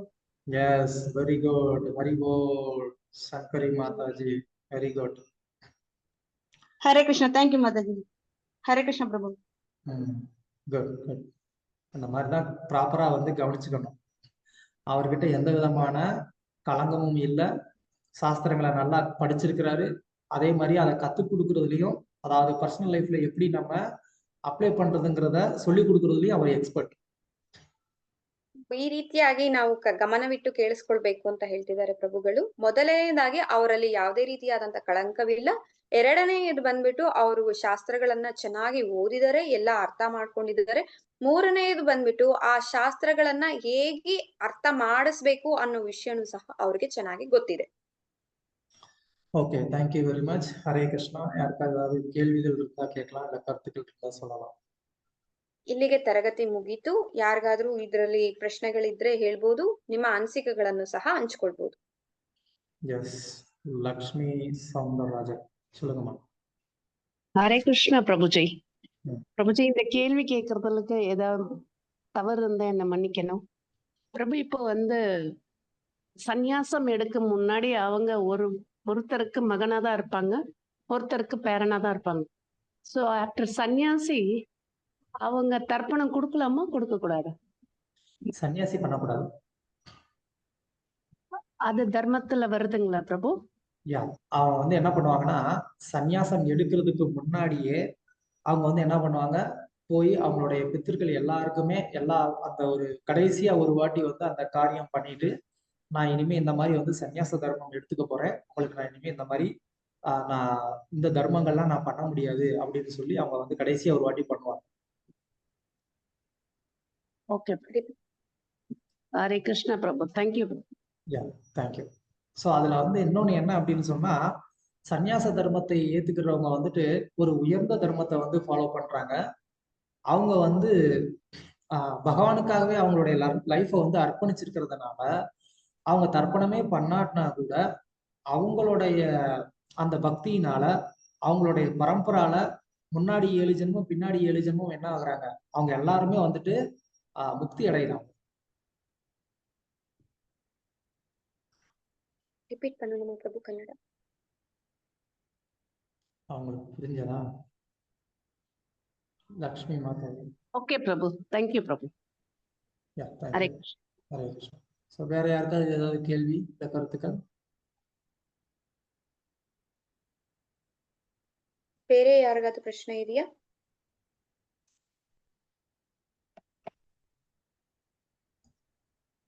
No question. ஓகே, நான் தினமும் வந்து சொல்லிட்டு இருக்கிறேன், நம்ம பிரபுபாதருடைய புக் டிஸ்ட்ரிபியூஷன் நம்ம பண்ணணும் அப்படின்னு சொல்லி. ಸೊ ಪ್ರಭುಗಳು ಪ್ರತಿನಿತ್ಯ ಹೇಳ್ತಾ ಇದ್ದಾರೆ ನಾವು ಪ್ರಭುಪಾದರ ಪುಸ್ತಕಗಳ ವಿತರಣೆಯನ್ನ ಮಾಡ್ಬೇಕು ಅಂತ ಹೇಳ್ಬಿಟ್ಟು. ஸோ பிரபுபாதர் வந்து ஜெகதீஷ் அப்படின்னு சொல்லி தன்னுடைய சீடருக்கு வந்து எழுதின ஒரு லெட்டர்ல வந்து சொல்றாரு. ಸೊ ಪ್ರಭುಪಾದರ್ ಬಂದ್ಬಿಟ್ಟು ಜಗದೀಶ್ ಅಂತ ಹೇಳ್ಬಿಟ್ಟು ಅವರ ಶಿಷ್ಯರಿಗೆ ಬರ್ತಿರ್ತಕ್ಕಂತ ಒಂದು ಪತ್ರದಲ್ಲಿ ಹೇಳ್ತಾ ಇದ್ದಾರೆ. Our main business is to distribute books. ನಮ್ಮ ಒಂದು ಬಿಸ್ನೆಸ್ ಬಂದ್ಬಿಟ್ಟು ಬುಕ್ ಡಿಸ್ಟ್ರಿಬ್ಯೂಷನ್ ಅಂತ ಹೇಳ್ಬಿಟ್ಟು. அது இங்கேயோ எங்கேயோ எல்லா இடத்துலயும் இந்த புக் டிஸ்ட்ரிபியூஷன் அப்படிங்கிறது வந்துட்டு நல்லா நடக்கணும்.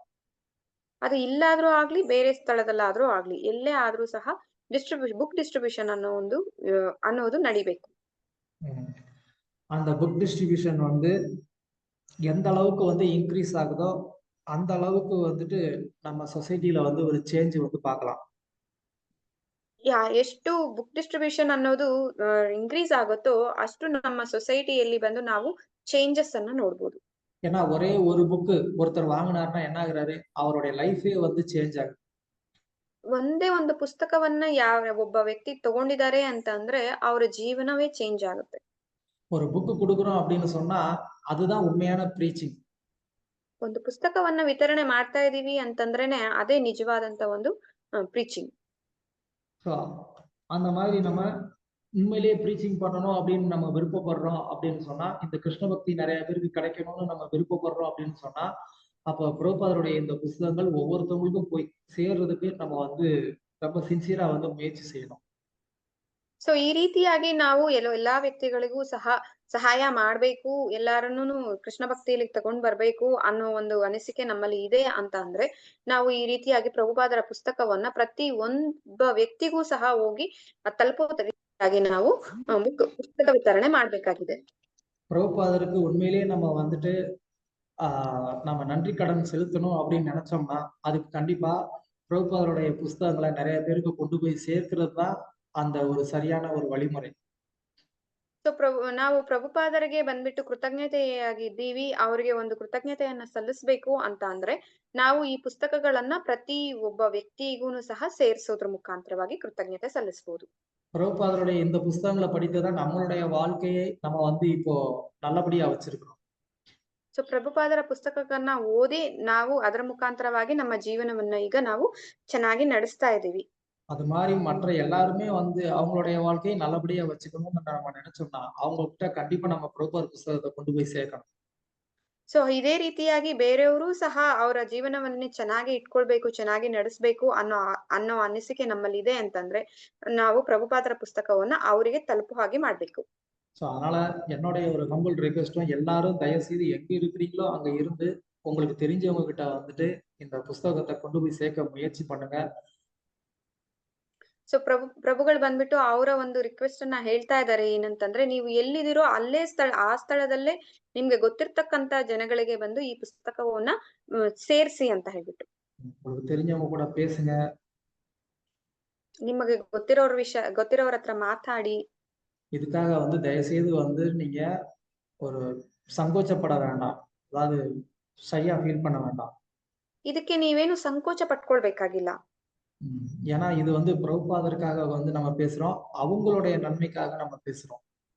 ಸೊ ಯಾಕೆ ಅಂತಂದ್ರೆ ಇದು ಪ್ರಭುಪಾದರಿಗೋಸ್ಕರ ನಾವು ಮಾತಾಡ್ತಾ ಇದೀವಿ, ಅವ್ರಿಗೆ ಯಾರು ಈ ಪುಸ್ತಕವನ್ನ ತಗೊಳ್ತಾ ಇದಾರೋ ಅವರಿಗೋಸ್ಕರ ನಾವು ಮಾತಾಡ್ತಾ ಇದೀವಿ. இது எல்லாத்துக்கும் மேல நமக்கும் அது வந்து ஒரு பெனிஃபிட். ಇದನ್ನ ಬಿಟ್ಟು ನಮಗೂ ಸಹ ಇದರಲ್ಲಿ ಉಪಯೋಗವಿದೆ. அதனால எல்லாரும் தயவு செய்து சீரியஸா எடுத்துக்கிட்டு நீங்க ஒவ்வொருத்தரும் வந்து இதை நீங்க ட்ரை பண்ணணும்னு நான் வந்து கேட்டுக்கிறேன்.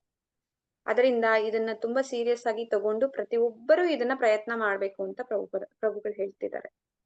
Okay, Hare Krishna, thank you very much. நம்ம மீண்டும் நாளை வகுப்புல சந்திக்கலாம். ಹರೇ ಕೃಷ್ಣ, ನಾಳೆ ತರಗತಿಯಲ್ಲಿ ಮತ್ತೆ ಸೇರೋಣ. हरे कृष्णा प्रभु जी, Hare Krishna Mata ji, thank you. Hare Krishna Prabhu. Hare Krishna Mata ji, Hare thank you Prabhu ji, thank you Prabhu ji. Hare Hare Krishna. Krishna Lakshmi Hare Mata, Krishna Prabhuji. Prabhuji ஒரே ஒரு கொஸ்டின் பிரபு. சொல்லுங்க. இப்ப நான் புக்க கொடுக்க போறேன்னு கேட்டாலே நீ எவ்வளவு தூரம் படிச்சிருக்கேன்னு முதல் கேள்வி வருது பிரபு. நான் இன்னும் புக்கே 2 லைன் படிச்சிருப்பேன்னு வச்சுக்கோங்களேன், அங்க உங்களுக்கு என்ன பதில் சொல்றதுன்னு புரியாது பிரபு எனக்கு. யா இல்ல, அதாவது அதனாலதான் நான் தினமும் கிளாஸ்லயே நான் வந்து என்ன சொல்லிட்டு இருக்கிறேன் அப்படின்னு சொன்னா, புக் எல்லாருமே தினமும் படிங்க அப்படிங்கிறதையும் நான் சொல்லிட்டு இருக்கிறேன். இன்னொன்னு ஆஹ் இப்போ நம்ம வந்து ஒரு நல்ல விஷயம் இருக்கு அப்படின்னு சொல்லி நம்ம கேள்விப்படுறோம். அப்ப இன்னொருத்தவங்களுக்கும் வந்து கிடைக்கணும் அப்படின்னு சொல்லி நம்ம என்ன பண்றோம், அந்த மாதிரி அந்த கடையில ஒரு நல்ல பொருள் கிடைக்குது, உங்களுக்கு வேணும்னா அங்க போய் வாங்கிக்கோங்கன்னு நம்ம வந்து சொல்றோம்.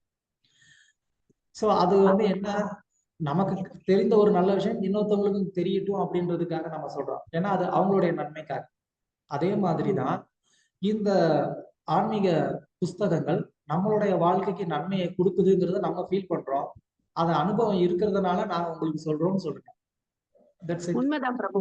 ஆனா இது நான் முதல் முறையா உறவினர்களுக்கிட்ட நானு செய்யும் போது அவங்க முதல் கேள்வி, உனக்கு 50 வயசு தாண்டினதுக்கு அப்புறம் தான் இந்த அறிவு வந்திருக்கு, இப்ப எனக்கும் ஒன்னும் 50 ஆகலன்றாங்க. அப்படின்னு இல்ல, அது நம்மளுடைய துரதிர்ஷ்டம். லேட்டா நமக்கு வந்து இந்த ஞானம் கிடைச்சிருக்கிறது.